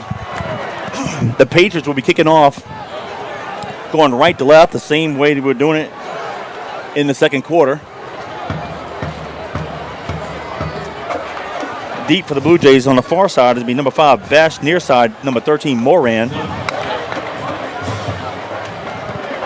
And McCready will kick it. Boot that thing into the end zone, now, Kevin. he could do it on a three-step kick, but he kicked a little short to the 5-yard line last time, but then Clover made a big tackle. Let's see if he can get in the end zone there. Austin McCready set to kick off for John Curtis, number 5, Luke Best, and number 13, Will Moran. All right, here goes 3-step. And he does kick it deep, but Best is going to field it at the 4-yard line. Little middle return, 15-10. Oh, puts a move on the outside, but Patriots sling him down to the ground, and that's going to be Dominic Brown. Dominic Brown, number 2. Good job. Good job of Look, getting for a down second, there. he might have gotten around that corner, and the Patriots could have been in trouble, but Dominic. And, Kevin, I told you, I like to see the starters, especially defensive starters, guys that like putting a hat on a hat, running down there on kickoff team, putting a hit on somebody and pinning them inside the 20. I'm going to give a shout-out to Ryan Estes and Stephanie and Daryl Gottschalk with Bobby Seafood. We'll talk about them in a second. How about that pregame? What? All right, 1st and 10 Blue Jays from the 16. They hand it off to the running back up the middle. He gasses the Patriots defense for about 7 yards. That's Whittington, number 24. And they had some success on their first drive when they had the ball at the 1-yard line doing that. Yep. And trust me, they opened it up at halftime. The coaches spoke. They talked about different blocking schemes and maybe what they can do to be effective against this tough defensive front. Yep, gain 8, 2nd and 2 at the 24. They give it to Whittington again. He hides behind the lineman, and this time he goes nowhere. Great job. Who was that? 97, Ogeron got him. Number 24. Yeah, Ogeron's a big physical kid. Been playing well. Remember at the beginning of the season, we almost thought it was rough because he was out with a rough ankle, but he's been back and just adds to that depth that we have defensively. No gain, 3rd and 2, excuse me. Twins receivers near side. They have a split. to the top of the field with a slot to that left side as well. They're going to give it to Whittington. No, they pull it. I'm sorry. Quarterback's in trouble, and he's going to be sacked. Get him. Barfield drops him at the 18-yard line. So great job of the Patriots defense. I tell you what, you got to give it to Joshua Valentine again. Yes. Keeping contained, staying outside. He had to check up. Angelo Anderson was following from the inside. Barfield was coming from the inside. Great job of a host of tacklers being able to get after the quarterback. So the Patriots hold him on a 3-and-out. Span and Wren will go back to field the punt. They're going to stand around the 50-yard line. Loss of 6 on that. 4th down and 8. 10 minutes and 15 seconds and counting. That was the opening possession of the second half. Decent snap. Wobbly kick. Wren at the 48. Has the wall near side. Can he turn the corner? He's at a 40. 35. And he's tackled at 34. And there's a late hit. There they called. There it is. He was on the ground and 70 plowed right into his face. Can't do that. He's okay. Number 7 looks like he's hurt, Kevin. He's on the ground for the Blue Jays.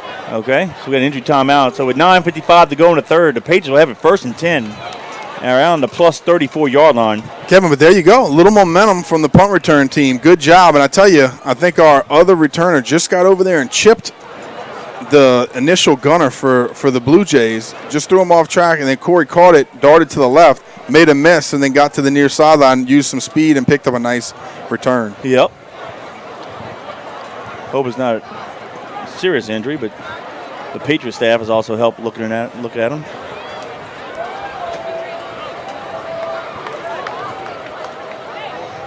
All right, so you got the good punt return that we asked for. The offense had a little bit of momentum. Yeah. Didn't really. Well, here's the thing. Put a lot of points on the board, but they still moved the ball. Here's what you can't do, okay? All right. You can't go in on offense and say we have a 7-0 lead. Let's get complacent. No. Attack. Keep the playbook open. Throw the ball down the field. Loosen them up. Run the ball right at them. Do exactly what you have to do to be successful. Let your quarterback get in there, call the plays. But like I said, Kevin, I think we can still attack them down the field. They're almost playing like a cover 2 shell. The safeties aren't that deep. But I think if we can get down there vertically, we can hurt them. That's a big penalty. Rim was on the ground, and number 7 plowed into his face. 15 yards, moves it to the 19. Whew. We started the ball game, first play from the plus 18. We start the second half in the plus 19. Didn't get points in the first half. Got to cash in here. There you go. Good point. I tell you got to hand it to your defense and special teams when you're starting off drives like that.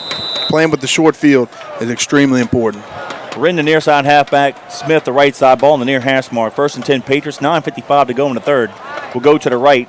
Guggenheim gave it to Smith, and he fought to the, let's call it the 15-yard line. Number 7, Makai Smith on the carry. And we haven't forgot about our boys at Bobby Seifert. We're going to talk about them in a second when we get a little time. Got to do a little justice, but we ate like kings today. Sure did. Span checks into the game, as well as Joel Taylor, receiver. We'll go with Twins receivers to the right. Ball pretty much right in the middle of the field. Quarterback sneak to the left is wide open if we want it. We'll go to left option anyway. Wren takes the handoff, got it to the 14 before he was smacked hard. Yeah, nice tackle right there. Tell you what, their defensive front plays physical. Defensive linemen, linebackers, they're shooting the gaps, trying to make it happen. 3rd and 5. At the 14, we have to get to the 9. Got to get points here. Yep. I would think, depending on what the distance, if we don't convert, we might just kick the field goal to get the 3. But let's see. I think we'll get it here. Twins to the right. Guggenheim, option near side. Got the pitch to Wren. Can he turn the corner? Gets the block from Crum, and he's going to be hit at the 10. He might be a little short. Gordon, where's the spot, please? They spotted it on the 10. All right, so we now had the yards 4th short. and 1. We'll probably go for it here then. There you go. Yep. Thank you. Perfect opportunity right here, guys, to go for it.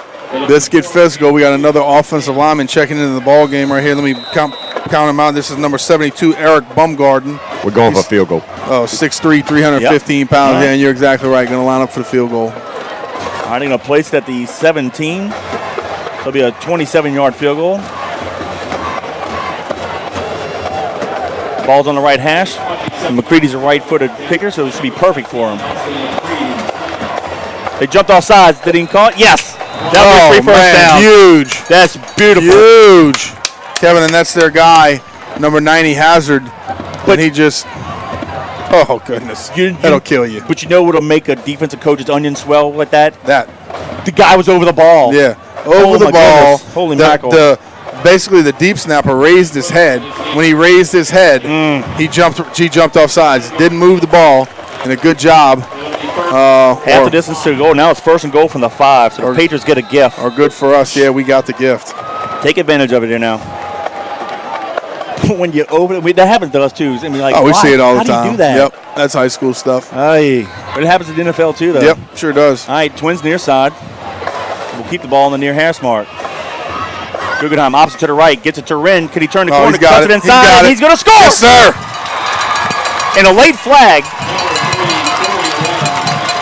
I don't know where it's going to be, but it's a late flag. I think the touchdown will count, but let's see. I don't know if they're going to call it on Corey or on the defender, but they made a collision about 7 yards deep in the end zone, and I don't know if Corey cut back and hit him or if that guy tried to initiate the contact with him.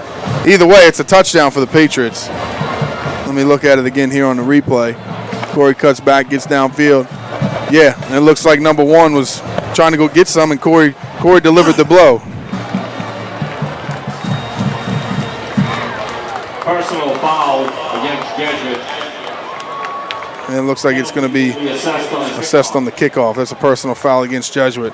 But I tell you what, Logides plays with a little attitude, a little chip on the shoulder. I like it, but Corey Wren gave it to him on that one. Good job. Number 16, Austin McCready, for the extra point attempt. All right, the Patriots line up for the PAT.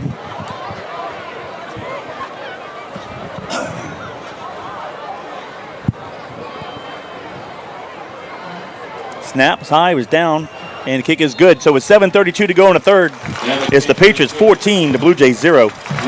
Kevin, for that scoring job, I want to say thank you once again to our good buddy, Jeff Arsman with Moe's Pizza. John Curtis Christian School alum, class of 1986, and his wife Lisa. They're located at 1112 Avenue H in West Wego. Give them a call at 341-9650. They specialize in homemade hand-tossed pizzas, lasagna, meatballs, and spaghetti, and muffaladas. And they do a bunch more, so go check them out on the website, www.moespizzanola.com. 341-9650. Moe's Pizza, we appreciate your support of the Patriots. Danny, that was a 4-play drive, went 19 yards in distance, 2:32 off the clock. Wren with a 5-yard touchdown. McCready adds the PT, makes it Patriots 14, Blue Jays 0. But give the assist to the nose tackle on Jesuit, who lined up for the field goal, and he jumped off sides on 4th and 1. Gave us a gift. We took advantage of it. Yeah, great job. And you got to do that, Kevin. You know, sometimes we make bonehead plays. They make a bonehead play. You got to make it count. Get in there. Go put some points on the board. We did it. We are on top 14-0 with 7:32 left here in the third quarter. Yeah, we'll be kicking it from the 45 of Jesuit because of that penalty. Real quick, Danny and I went to Bombay Seafood, and Captain Ryan took care of us with a little catfish pontchartrain, which is a slab of fried catfish with crawfish etouffee, a nice little scoop of potato salad, and then we had the soup du jour was turtle soup. And it was it good? Bon. Oh, baby. It was good. Get over there. Ask for the same thing. Now they have some daily specials, Kevin. So go check them out. Go ask for them. They are delish. Yep. 738-2104. Ask for the Captain Ryan. Tell him that Kevin and Danny sent you. He'll take care of you. Maybe he'll add like 5%, kick it back to us. What you think? Hey. All right, McCready just two-step kicks it out the end zone. So, all right. Jesuit will have it 1st and 10. Tell you what, our D, we mentioned in pregame, very athletic but salty. Yeah, I mean, that's what it's all about, Kevin. You love a gritty defense that when they put their hands in the ground, you know they're getting after somebody. And because of the depth and the speed that we have this year, these guys are going to be successful. We have some older players in the secondary, led by Donald Clay, Brenton Clofer, leading the charge. And then, like I said, up front, linebackers, defensive linemen, you guys are playing hard all year. Double twins, they're going to throw it near side. It has a guy open and in and out of the hands. They try to one-hand catch it. Intended for number 3, Barnardo. 2nd down 10. I have a text here asking who's on crutches, and I believe it's Ronnie Poole. He got injured last week. I don't know the severity of his injury. Hopefully it's not too serious. I don't know, but yeah, we don't know. But I tell you what, he's a tough kid, and he'll be back and ready to play. Absolutely, whenever he's available. All right, trips near side, split to the right. And they're going to hand it off to the running back up the middle. That's Whittington. Breaks a couple tackles. And he's going to get right to the first down. Got it. Needed to the 30. Got to the 31. So they'll move the sticks. They do a good job. Their running backs, like I said early in pregame, they'll kind of slide, hide, and they find out a hole, and they'll just cut back on us. Yep, patient and using good vision and just doing what they have to do. Just chop, chop, chop, chop, and all of a sudden they hit it north very quickly.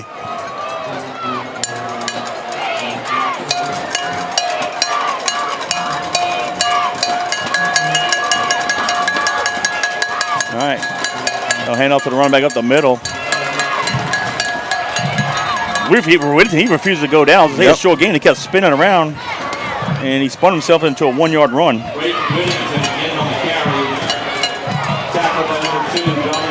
These kids are tough. No, they really are. I'll tell you what, all of them are. Yeah, they are very tough, and they're coached well, Kevin. That's the biggest thing. They're disciplined, they're tough, they're coached well, and both of these teams, these are going to be battles. You're never going to line up the John Curtis Jesuit game and have an easy walkthrough.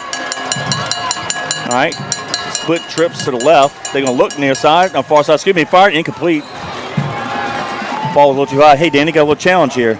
Okay. So Mr. Terry Lario Sr., whose son Terry Jr. went to Curtis, graduated 2 years after I did, and went to Northwestern. And Mr. Terry was a pitcher at Northwestern State in the 60s, was an all-world athlete at West Jeff. He says that Etouffee isn't as good as mine. What? So I say. Well, guess what? We're excellent taste testers. Give me a bowl. Yeah, we are excellent taste testers. But I'll tell you this, it's pretty darn hard to beat. Yeah. Third down and long. Quarterback's in pressure. He got him. Yes, sir. Dropped him back at the 26. Great job, and that's I think Big E finished him off. Big E finished him off, but that's a good job of Joshua Valentine. Yes, and making the initial hit, getting in there. Pressure from the outside. I tell you what, when you're a quarterback and you're staring at pressure right in your face, that's tough. And that's what I talked about, Kevin. Halftime, you got to lick your chops even more. You played a good first half. You got to go in there and say, we're going to be more physical. We're going to get after this guy even more. Get the offensive ball back. Spann and Wren are deep for the Patriots. Wren will field at the 46 near side. Trying to just get up the middle, gets to the 50, and then have it at the Blue Jay 49-yard line. So with 5:36 to go in the third, it'll be 1st and 10, Patriots on the plus 49. Good job. Great field position once again for the Patriots. And we have to do a great job of offensively being able to get here and make something happen. Kevin, for that turnover on downs, I want to say thank you once again to one of our sponsors, Exit Realty, Kel Kopecky. He's the broker owner. Go check him out, 2200 Veterans Boulevard in Kenner. Give him a call, 298-3948. They're a full-service brokerage firm, residential, commercial, and leasing. They have cutting-edge tech to help buyers and sellers, and they offer retirement and beneficiary benefits for all the agents. 298-3948. Kel Kopecky, Exit Realty, NOLA Premier. Patriots in motion back near side, fires it to the back. That's Chauncey Crum. Caught it and tackled immediately, but great job by Chauncey holding on to the ball. I'll be getting about 7. Let's see where they mark it. Yeah. 6 at the 43. Good job of making a play, but I tell you, you got to be. That's almost a low blow there. Chauncey catches the ball and he goes after his shins, but I don't blame him. He's a little guy going up against a big number 4. Yeah, he might have a little something for you outside. Oh yeah. 5 minutes and counting in the third. Patriots up 14-0 and driving. Send the receiver top of the field motion all the way across the formation near side. Option top of the field. Guggenheim keeps it. And he's going to be close to the first down. Good job. You got to do that every now and then, Kevin, to keep him honest on that option play. You head for his inside shoulder, and if he steps up the field, and sometimes you might even give him a little pitch fake and step inside, but that's a nice positive gain. The quarterback's in control, got 2 hands on it. Nice first down carry. Yep. You'll see those defenders, that defensive end, he'll start, when he sees the option coming to him, he knows you've been pitching, and he'll start inching out wider and wider and wider. And by doing that, you keep him honest, keep him tight. I'm sorry, I went the opposite way. I said the 42. It's at the 37-yard line. 1st and 10, Patriots. Counter option, hands it back to the right side halfback. He's going to get it to the 33-yard line. 34, excuse me. Let's see who that is.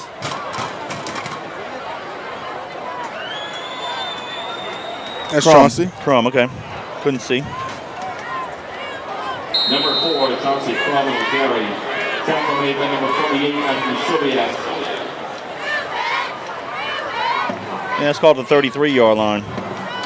Gain of 4, second down 6. 4 on the play. Second down and 6. That's the 33. Patriots quickly back to the line of scrimmage. We'll go to the right. Guggenheim hands it off. Very short gain. Let's give him 1. Smith gets thrown back to the 42. Yeah, whatever. 3:30 and counting. We're in the third. Patriots lead at 14-0. And thank everybody once again. Join us on JohnCurtisPatriots.com via YouTube. And it's our first year with YouTube, and everything's been working out. Kevin got a nice, clear picture. Yeah. Good sound, and sometimes we come to a new stadium like Yeoman and it gives us problems. We've been so good so far. Absolutely. Mr. Terry, the boys at Bobby Seafood said it's on, so we need to have that match. Receiver in motion all the way across the formation. They hand it off to the halfback on top of the field, breaking some tackles. And needs to be, I think, at the sticks, maybe a half yard shy. Gordon, can you help me out when they spot the ball, please?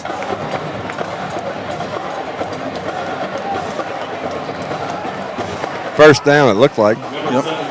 Yes, they're moving to 6. Thank you. Gordon's right there on. I appreciate you being down there for us. That's Gordon Aber, our sideline reporter, and he's bringing us the first down action. Finally get him involved this year. I know. Technical issues. How about that? Welcome back, Gordon. Glad to be back. There you go. Second down, 40. First and 10 with 2:44 to go. Excuse me. Go to the right and credit the defensive front there. Yeah, I tell you what. Tackle at the mesh point. That mesh point almost didn't look good, Kevin, and I think that's because the running back got hit as soon as we were giving him the ball and almost looked unsecure, but a good job of the running back just wrapping it up and going to the ground with it. Could have been bad. But I tell you what, you got to hand it to Jesuit, Kevin. Their defensive front is very tough. They played well. They're playing physical on our side of the line of scrimmage sometimes. And let's see how we combat that here on second down. Second and 10 to keep the ball in that right hash mark. Patriots going right to left. Sending that right hash back in motion near side. That's Smith. He's in the flat. They're going to throw it to him. And, had him wide open. Just overthrew him. And is there a late flag? Yes, it's the flag at the top of the field. This could go either way. Yeah, I don't know if our tackle just body slammed their guy or. What was it? Did Colin get hit late? No. Colin got hit late, but I think it was on our offense. I think it was off the line. It looked like their defender kind of got up and was complaining that he maybe was getting held. I'm looking at it at the top of the field. Oh, yeah, he definitely got held to the top of the field, guys. I looked at it on the replay. Yeah. And he kind of got slammed. Our right tackle almost. Hey, WWE'd him. Yeah, slammed him back down. But big penalty is a spot foul. So behind the line of scrimmage, he's going to move it back to the 44. I tell you what, Kevin. Wow. Colin's got to do he does a great job of boarding his drop when the guy's open. But when you see that cornerback flip his hips and he's out of there, just a nice, easy throw on time outside. Doesn't have to be a dart throw. Just a nice, easy throw. You know he's got his back turned and he's running with our receiver. You got him out leveraged with speed coming into the flat. So just a presence of mind. You're reading that cornerback in cover 2. He's taking off running. He's either a man-to-man or he's running to his quarter and cover 4, whatever. But he's got his back turned. Just a nice, easy flip out there and let him go. Yep, second down, 27. Guggenheim back to pass. Looks to his right. Fires a dart. Caught. Nice by job. Span. Pretty much almost got all the penalty yards back. It'd be 2 yards shy of the original line of scrimmage, but at least it'd be third down and manageable. You always say, you can't go broke or profit in the flat. That was an easy deposit. We couldn't put the money in the bank. Yep, good job right there of Colin coming back and firing a dart right there to the outside. Span almost lost his footing out there. Good job of cutting back inside, getting us some nice extra yardage after the catch, and it's going to bring up third and about long 2. No, third about 12. That's excuse me. I'm sorry. Yep. Yeah, third and about 12. Stick. Got some of it back. Yep. All right, Guggenheim back to pass. Looks near side. He's in trouble. Spins out of it. And got out of 1. Couldn't get out of 2nd. Got sacked back at the 45. So what the punt it. And that's one thing. And look, and I'll be honest with you, that was a tough one. Yeah. He had guys on him the whole time. But you'll learn as you get older, you never take a sack. When a guy gets close, get rid of it, throw it in the stands, do what you got to do. But I tell you, he didn't really have much of a chance there, Kevin. Our guy, those guys were on us pretty darn fast. Yep. But what a big play for Jesuit. Well, credit big them. loss for the Patriots. I mean, we started at their 49-yard line, and we get nothing out of it. 40 seconds and counting here in the third. They'll have one play, at least, after this punt. McCready back to punt. Bergen stands at the 10. They come after him, but wow, what a high kick. Ball lands at the 15, rolls backwards. Patriots get it to 20. Just pick it up, boys. You're gonna sit there and look at it, pick it up. All right, so with 14 seconds to go in the third, be 1st and 10, Blue Jays at their own 20. And it has been a great game so far. We're on top 14-0, but it's been sometimes it seems like farther than that and sometimes a lot closer than that. 14-0. John Curtis is on top with 14 seconds left here in the third quarter. We want to say thank you for joining us once again. JohnCurtisPatriots.com via YouTube. All right, here we go. Split trips to the left. McMahon hands it off to Whittington up the middle. Maybe a gain of 1. Yeah, it's gain of 1. It'll be 2nd down and 9, and that's going to be the last play of the third quarter. So at the 3 quarters of play, it's the John Curtis Christian Patriots 14, the Jesuit Blue Jays 0. Oh, sorry, dropping my stuff here. Ooh, let me give a shout out to another one of our sponsors here, Kevin. I want to say thank you to Brian and Connor Mullins with Yaya's Comfort Food. These guys, I tell you what, I have been hooked over the last few weeks on those biscuits and gravy with a couple of eggs in the morning. Give those guys a call. They have some great breakfast and lunch specials. And even on the weekend, Kevin, you got to go see them. They have some different menu items that'll just blow your mind. 575-3434. Go to the website, yayascomfortfood.com. But for any catering, any special event, breakfast or lunch are the best in the business. 2317 Hickory Avenue in Harahan. Go check them out, 575-3434. Tell them we sent you. Hashtag just like you like it.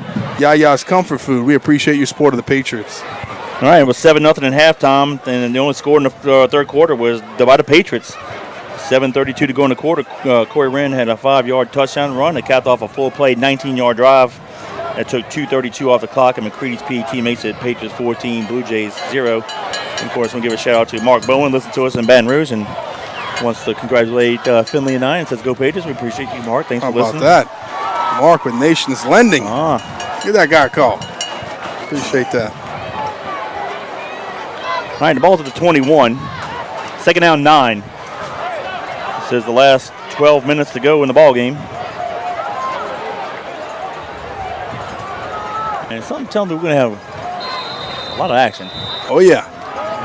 All right, got twins to the left, twins to the right. McMahon out of the shotgun, takes the pass from center, pump fakes, throws it deep, has a guy open, and it's going to be incomplete. Oh, yeah. Overthrew him by 5 yards. Yep. And Clofer was in hot pursuit, staying in his deep third and running up to the top of the field.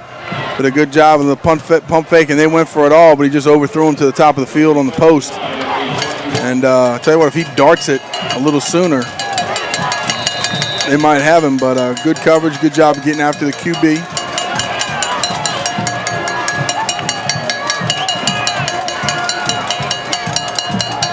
All right, 11:53 to go in the ball game. 3rd down and 9.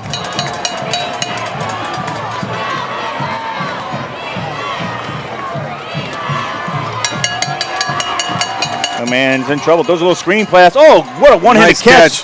Whew. Tell you what. But he got mauled right afterwards. That's Jashawn Williams on the tackle. Going to be shy of the 1st down by at least 5 yards, Danny. Kevin, Jashawn's one of those guys that are just adding to the depth at the linebacker position. He's fast. He can run. He'll get after you, and a good job. I tell you what, it's a great catch by the running back. But he did a good job. As soon as he caught it, he put a hat on and put him down. It's going to bring up a punt here.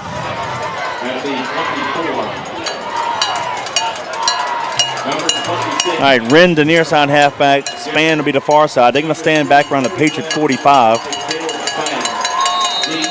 Sherrick. Quick whistle. With punt, but Jesuit calls timeout with 11:14 to go in the ball game. So timeout Blue Jays. It's the Patriots 14, the Blue Jays 0.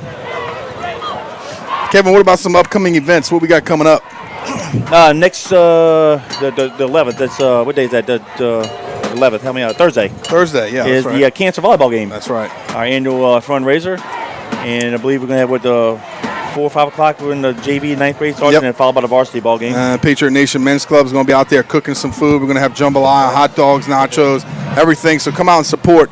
We've always been able to, as early when Dawn Curtis was here back in the day, we've been able to donate plenty of funds to cancer awareness and cancer research, and it's really a great event. So next Thursday, come out, check us out. We're going to be at the high school under the big tent, watch the girls play, compete hard, and then of course we're going to have the champion walk around the field and be able to support, cancer awareness. Great event. Yeah, it is. And we've, through the years, raised a lot of money. Yeah, no doubt about it. And have a lot of fun. Yep, and that's true. It's a good night. And if you see coaches with white T-shirts with like different colored sleeves, instead of having one, that's what it is tonight. Yep. Yeah, every color is for a different type of cancer. So you got maroon, pink, orange, and all of these guys are purple, and I think it was a gray one. Yep. Yeah. So we always do that. Usually the football game before the volleyball game, the coaches wear those cancer T-shirts. So good job to those coaches. High punt. Oh, we got something here. Got Wren something here from the 40, middle return, and we got nice hit the tackle. 50. Tell you what, that side face judge, to the face. He chunked it, huh? Side judge threw a flag. He ought to go in the Olympics for a javelin throw. That was at least 60 yards. Yep. Hey, you know what? Through the years, Danny, the Patriots have been accused of recruiting. And we do. They're right. Right? Twice a year? No, we do recruit. Guess what, guys? Open house Wednesday, October 17th from 5:30 to 7. From grades, the 15-month little kids through 12th grade. Yep. So come on out, 5:30 to 7 on the 17th of October, and come see what being a Patriot's all about.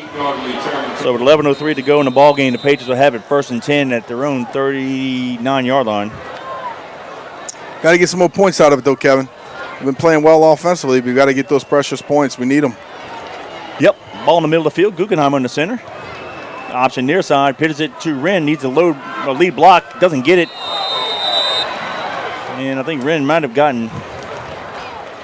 I tell you what, number 48 did a good job of chasing maybe a him. yard. Inside out. Wren was kind of slowing down a little bit, seeing if he could set up the block out front. And then didn't really get it, and then tried to speed up at the end, and 48 chased him down. No gain. Good job right there, stringing it out. 2nd and 10.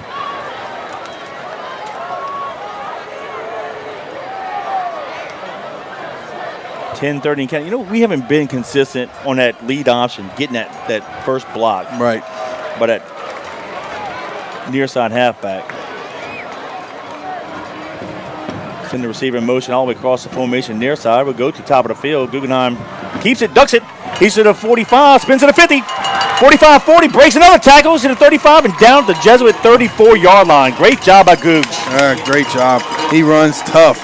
Great spin move. Getting out of the second broken tackle there initially, and did a good job of using his speed down the field also. And that's his first big run of the night. Yeah, it is. It is. But I tell you what, he's a quarterback. He takes what the defense gives him, and all night they've been allowing him to give the ball. Finally, he's able to pull it, and he makes it count. Under 10 minutes to go in the ball game, 9:48 and counting to be exact. Ball on the left hash mark. Patriots going left to right. 1st and 10 from the Blue Jay 34. Option near side. Googs pitches it to Crum. Needs to get the block. Crum has it a little bit. Gets it to the 25-yard line before he's rustled down by Helm. Kevin, I think initially what's happening is the initial running backs are kind of waiting to get out front instead of just attacking an area, and the cornerback is going to have to commit. Sure. If he doesn't commit, kick him out. Sure. If he commits inside, you're going to hook him, and then the running back's going to go out. But instead of picking the point and running to his inside shoulder, it seems like they're kind of waiting for him to commit. Don't allow him to dictate what you're going to do. I agree. 9:03 and counting. 2nd down and short. 2nd and 1 to be exact. Gain of 9. Ball on the 25. And on the near hash mark. We'll go option top of the field. Smith catches the pitch. Needs a block.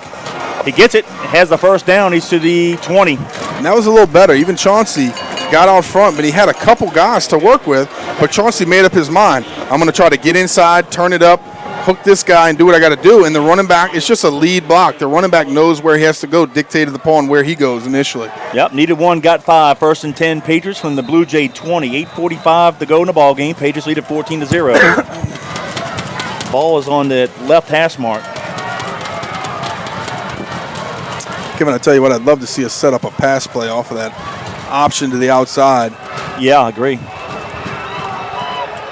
Will come near side. Smith takes the handoff. He's going to fall forward for a gain of 1. 2nd down 9. And I tell you what, we talk about the defense of having some depth, though, Kevin. offensively too. Yeah. Running backs. We got a lot of guys that go in there and contribute. We really weren't sure throughout the, at the beginning of the season if Corey Wren was going to go in there and play running back or he was going to be outside or they're going to use him in different sense. He's really played running back. Yeah. And he showed up. He's done a great job. But you got Chauncey, you got Mackay, you have some younger guys that can go in there. Yeah, you got Shane that can get in there. So got a lot of depth. Guggenheim lays it up. To Wren in the flat and just overthrew him. I think Corey got a little nervous there, not being able to see the cornerback. But I think that's more of the throw that I was talking about, Kevin. Yes. Just get it out there up and earlier and and nothing means you got to lead him way down the field. You can check him up a little bit. Just nice, easy ball. Yeah. Allow the playmaker to get the ball and turn it upfield. But, we've had it open a couple times. It'll be 3rd down 9 from the 19. 7:50 to go in the ball game. I was just about to say, for a track guy, he runs pretty hard. He's physical, which he does. Mm-hmm. But there he heard the phantom footsteps and gave up on the play a little bit. Yeah, that's not an easy play to make. No. But you got to trust in your quarterback that he's not going to put you in those situations. Pitch. And there was a little contact, but they don't call it. It's going to be 4th down and 9. Well, we drove out as a receiver, and Colin kind of checked him up, threw it outside or a little shorter, and I don't know if they're – But you know what? I think Taylor was short of the 1st down anyway. Yeah, but I think he might have run a little bit too far. If you're calling a 6-yard route and you got 9 yards to go, you're obviously not going to be able to get there on a 3-step drop. So communication has to be better with the quarterback and the receiver. All right, so we're going to put the field goal team in, and we're going to spot it at the 26. So it'll be a 36-yard attempt for McCready. Snap. Plays, kick is up. It's good, but they call false start on us, I believe. Yes. So back himself 5 more. But tell you what, he hit that field goal easily, so I think 5 yards should make a difference. Kevin, on timing routes and things like that, like the hitch, we always used to say if it's within a yard, push it further. Yes. If it's not within that extra yard, you're just going to have to catch the ball, fall forward, knife it, make a move, do something to try to get the first down. But you can't push it from a 5 or 6-yard route to a 9-yard route. It just doesn't work like that. It doesn't time up. All right, back it up to the spot. We'll be at the 31. Come on, McCready. So it could be a 41-yard field goal, which I believe will be his career long. Boot it. Let's go. We know he can do it. Yep. Snap is high, places down, kick, has the distance. Does it have the accuracy? I believe it does. It does! Sir. Easily through the uprights.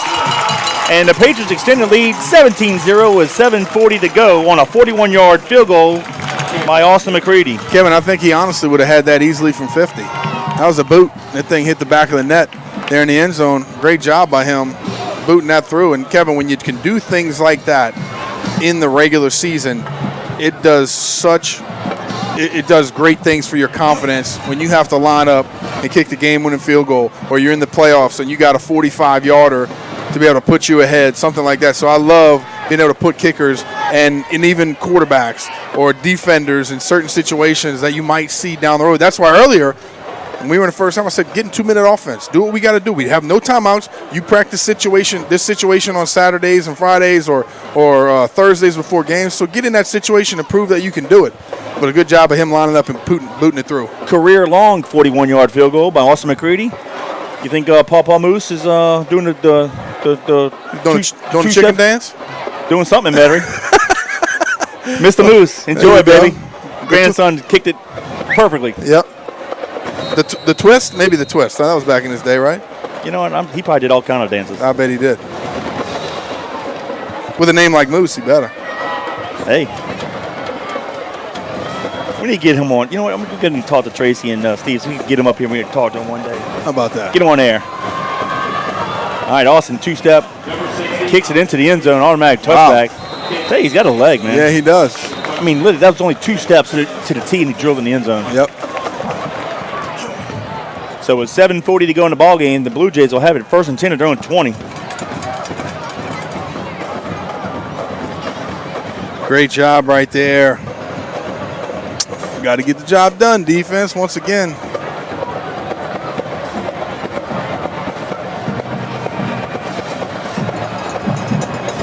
The defense is starting to gel in recent weeks. Yeah, we've always been good, but there have been some moments in some of the games where we've just kind of taken a few drives off. It hasn't been the case in the last 2 weeks. Split twins to the left. McMahon takes the pass from center, looks to his right, fires it on the far sideline. Going to be in and out of the hands of the receiver. job right there on the defender. It looked like it's 28. 28. It's okay. Stipe, I believe. Yeah, that's Jordan Stipe. That's right. Yep. Good job of being out there. And Angelo almost got to the quarterback. He's double teamed out there. Zachariah Blake checks in. Throws are on. Angelo's going to check in to the interior part. And Zachariah's the right defensive end down here to the bottom. Yep. Split twins to the left near side. That's what I like so much about Angelo. He's versatile. Play anywhere on the line. Robinson takes a handoff. He's hit and there hard. he is. Angelo made the play. Yep, no gain. And Third Matthew and 10. Jane was right there to wrap him up as well. We saw Angelo before the game on the field. Mm-hmm. He's a good-looking kid. Yeah, he really is. He's a good-looking kid. He's very strong, very physical, and he's explosive. He uses his hands very well. And in my opinion, one-on-one, there's nobody in the state that can handle him. No, I just wish he was a couple inches taller. I think just like every guy that plays football wishes he was a couple inches taller. How about this? Look, we're in a 3-4. We're going to put Angelo over the center with Zachariah Blake and Valentine at the ends. Yeah. Oh, and he just did a swim move and Low made the center look silly. Yep. McMahon throws it deep down the middle of the field. It's going to be Span intercepted with one hand. Get it? Yes, he sure did. He did. Baby. Nice on the play. top of the field, Span turned around and picked it off with one hand. Wow, great athlete. Very athletic play. So with 6:46 to go in the ball game, the Patriots will have it first and 10 at their own 40. Wow, what an athletic interception that was. Robbie, put Anytime Fitness up there, buddy. I want to say thank you to new sponsors, Damon Lepper, class of 97, and Janice Toops Lepper, class of 01. Anytime Fitness, go check them out, 5200 Veterans Boulevard right there in Metairie. Give them a call, 504-218-4814. They're offering 24/7 access to over 4,000 clubs worldwide. They have health plan discounts, tanning, cardio equipment, strength training, free weights, circuit equipment, personal training, small group classes, TRX training systems, and functional training. Go ahead, Kevin, and I'll finish it off. First and 10, Patriots ball on that left hash mark. Guggenheim back to pass, looks near side, throws it deep, has Williams open. Got him. And it's caught. And he's tackled at the 24. That's what happens when you give the receiver a chance. He flips his hips, turns around, and makes a heck of a catch right there for his quarterback. Good job of Colin putting the ball in the air and letting his receiver know where he had to go get it. Back to Anytime Fitness. Go check them out. 5200 Veterans Boulevard. Mention the Patriot Nation during sign-up, and you'll receive half off your enrollment as well as 10% off your monthly rate. Metairie location only, 5200 Veterans Boulevard. Give them a call, 504-218-4814. Anytime Fitness, we appreciate your support of the Patriots. Well, I tell you what, that's a great pitch and catch right there. They give it to the 22-yard line, gain of like 33 yards on the play. Guggenheim back to pass, same play, throws it near side. Taylor in the end zone, touchdown! Great job. I tell you what, Taylor did a good job of locating the ball, Kevin. It looked like the defender actually pushed him up the field, and Taylor was running, and he looked up at the last second, found the ball, but Colin did a good job of just putting it up there. And Kevin, I always have been in favor in press coverage or tight coverage to run this three-step drop fade in the middle of the field, because the quarterback can put the ball up so high with such great anticipation, and the receiver locates the ball early. And when a receiver is one-on-one and he can find the ball early, he can use his athleticism to go get it. I agree. Great job, 2 plays in a row of being able to make it happen. Good job, Patriots. Oh man, this has been fun. 23-0. I want more. Me too. Me too. I love it.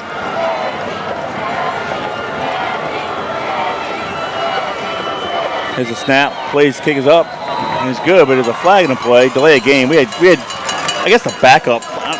Almost keep the starters in there. We got young guys running on the field and hadn't done this all year. And I get you want to put backups in the game, but you know, it just for an extra point, let's get it done. Exactly. Go ahead, we're going to back them up if you want to read off something. Guys, for that scoring job, I want to say thank you to Mark Bowen. Again, Nations Lending. Whether buying a new home or refinancing, Mark Bowen and Nations Lending can help you. They offer FHA, VA, USDA loans that can even help those with 580 credit and above.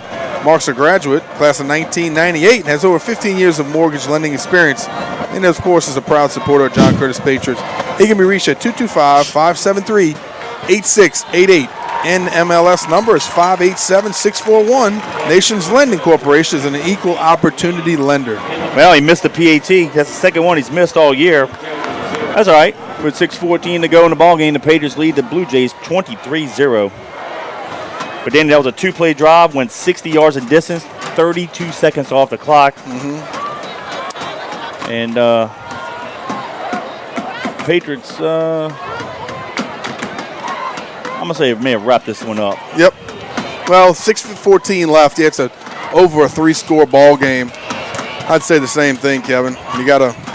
They'd have to have 3 touchdowns and some 2-point conversions to catch up, and I don't think that's going to happen in 6 minutes. But good effort so far by the Patriots, but you and I both know you got to finish it out strong. And last week we did it. This week we're going to do it. And, Kevin, I'll be honest with you, it looks like this team's getting better as the weeks go on. I agree. Got a fan listening. Hey, a 40-plus yard field goal. Two play touchdown drives with 2 passes, right? Mm-hmm. Who is this team and what have they done with my grimy down Patriots? Well, you know what? We have athletes that can do both. That's right. You got to do what you got to do to win ball games, and if they take it, we're going to take it. If they give it to you, excuse me. McCready drills it to Besh at the 2-yard line. 10-15. Middle return comes to the other side, has a hole. And he's going to drop at the 25-yard line. McCready did a kicker flop in the middle of the field like a quarterback would. 43's chirping at him like, hey, what are you trying to say? He's like, you're a kicker, son. I like it. Hey, he's trying to get a cheap penalty, but not going to call it right now with 6:05 to go in the ball game. And it looks like we still have our starters on defense, Kevin, so I like that. And then finish this thing out. Got a couple different DBs maybe in the football game. Number 10. That can't be the number 10 as the quarterback, huh, Morgan? Yeah, we have to double check and make sure that is exactly who it is. I don't know if that's him or not. That was the one holding for the kicker. Yeah, it was. And he also the one that muffed the punt earlier. Yeah, he muffed the punt. Was he See if you can find out if he was at quarterback. If it's Colin Morgan, please. All right. All right, quarterback's in trouble. McMahon is going to go. Oh, he broke the tackle and he finally goes down. Hit him down. He broke 3 Patriot tackles and finally 2 of them polished him off. Matthew Jane and Joshua Valentine came in and smashed each other right there. And they both get up and look like they're going to be okay. Loss of 1, 2nd and 11, 5:43 in counting. Kevin, and that's another big thing in games like this where you do have the upper hand. It's a fine line on keeping your starters in, letting them finish the game, and then, of course, keeping them healthy also, making sure that we don't just have them in there and guys get something silly happen. Oh, the ball's on the ground, but Jesuit got it. Robinson, the ball carrier, head right up the middle. Hey, guys. Hey. Yep. Yeah, it's Colin Morgan. It is Colin Morgan because they may have just moved him on defense a little bit. Thank you. He's obviously an athlete, plays quarterback, plays DB, punt returner. So as he grows and grows, we're going to see more of him. So it looks like Valentine is going to wear Williams' number for the rest of the year like they did with Marquise Albert last year. Yeah. All right, twins to the right, twins to the left. 3rd and long. McMahon looks near side, throws a pass, going to be incomplete. Yep, that one through everybody. That one just floated on him, Kevin. His elbow was down, and that thing came out wobbly from the start. Good pressure once again by the Patriot defensive front. All right, 4th down, 8 for the Blue Jays. 4:50 to go in the ball game. They'll send the punt team in. Kevin, I really think when you have an opportunity to play a quarterback like Lagrange last week, or Lejeune, yeah. When you have an opportunity to play a guy like him, yeah. And then you have a drop back quarterback that just drops back. He doesn't move very much. It makes it much easier. That's low hanging fruit for these guys. Yeah, when you're just able to sit there, chomp at the bit and get it. Here you go. Morgan feels it, runs in his own man at the 50. And he's two hands on the ball. Yeah, late another flag. Logidis has cramps at the 45. You got people all over the place here. 4:38 to go in the ball game. The Patriots will have it 1st and 10. They'll probably put the 2nd O in now. Yep. Probably so. We're going to rotate some guys in. And a lot of times, Kevin, you start series with a few guys in, and then you rotate a couple guys in, and then as the plays go on. But, of course, JT and Coach Jeff are going to communicate that with who they want in the ball game. Let's see where the ball's placed here. Penalty on the Patriots. Blindside block. Personal foul, blindside, they called it. I didn't see that. When they move the ball back to the 36-yard line of the Patriots. Looks like Austin McCready's going to check into the game, along with Chauncey Crum, and also number 21, August Berry. And Dudenhofer. Yep, that's right, number 88. Number 31's checking in. Bunch of young guys now. We've got to get the program out. Charles Quinn.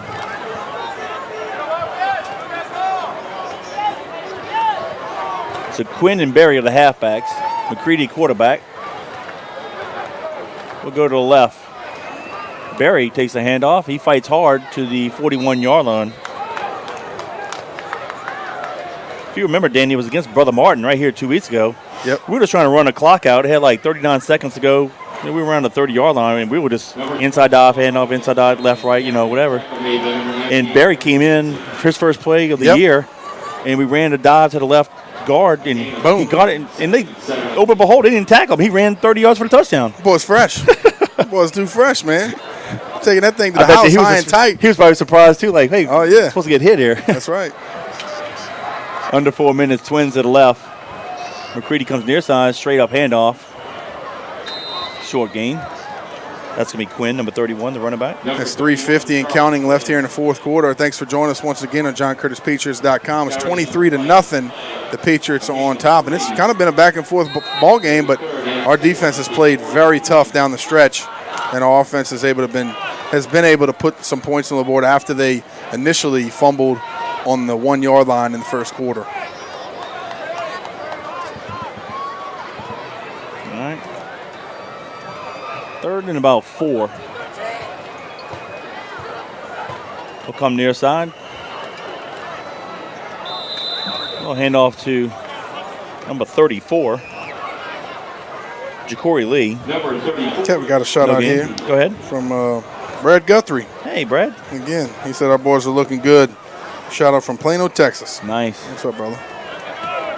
Under 3 minutes, 2:56 and counting to be exact. We'll send the punt team in. How about a little shotgun pooch punt from McCready? Huh? How about that? You think we would roll that in there if he's in at quarterback? I guess not. No, he's going to boom it now. Bergen's going to stand back around the Blue Jay 25.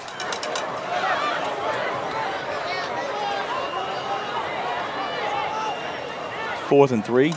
Slow snap. McCready booms it. Fair catch signal and made at the 20. So with 2:26 to go in the ball game, the Blue Jays will have it first and 10 at their own 20. I want to say thank you once again to some of our sponsors here, Kevin. And why not give another shout out to Kel Kopecki. He's a broker owner at Exit Realty NOLA Premier. They're a full service brokerage company, offer residential and commercial leasing. They have cutting edge tech to help the buyers and sellers. And of course they offer retirement and beneficiary benefits for their agents. Go see them, 2200 Veterans Boulevard, Suite 206 in Kenner. Give them a call, 298-3948. Kel Kopecki, broker owner of Exit Realty NOLA Premier. Jesuit just ran the ball right up the middle. Let's see who that running back is. I believe that's Whittington. It is.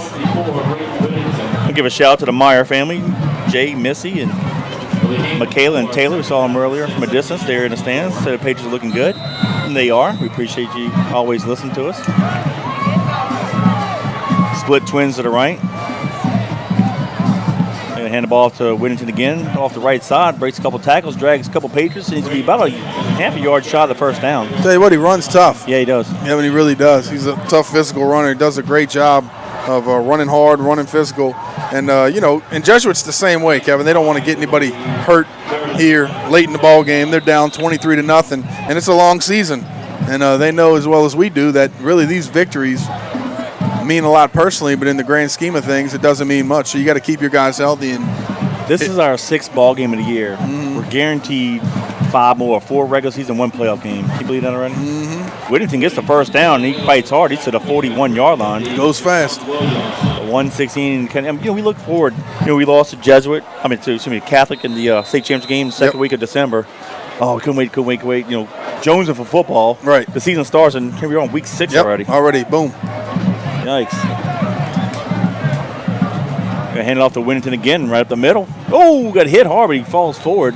Number 54 hit him first. Let's see who that was. It's Kylan White. Second and 8, under a minute to go. 50 seconds to be exact.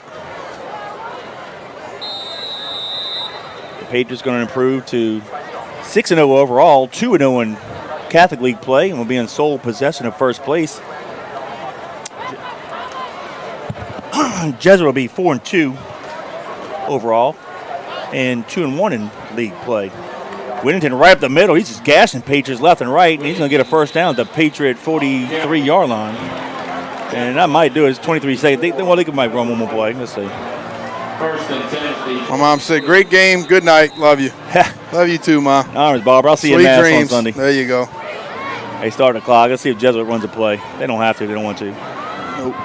14 seconds. Yeah, they want to try to get some points on the board. Now 10 seconds to say they snap it. 4-3. Then I can snap it. Nope. That's it. It's not. That's the final horn. So that's the ball game. The John Curtis Christian Patriots defeat the Jesuit Blue Jays 23-0.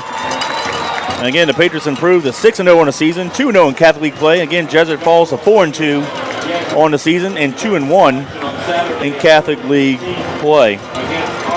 Whew, I tell you what, that was a fun one, and it always is.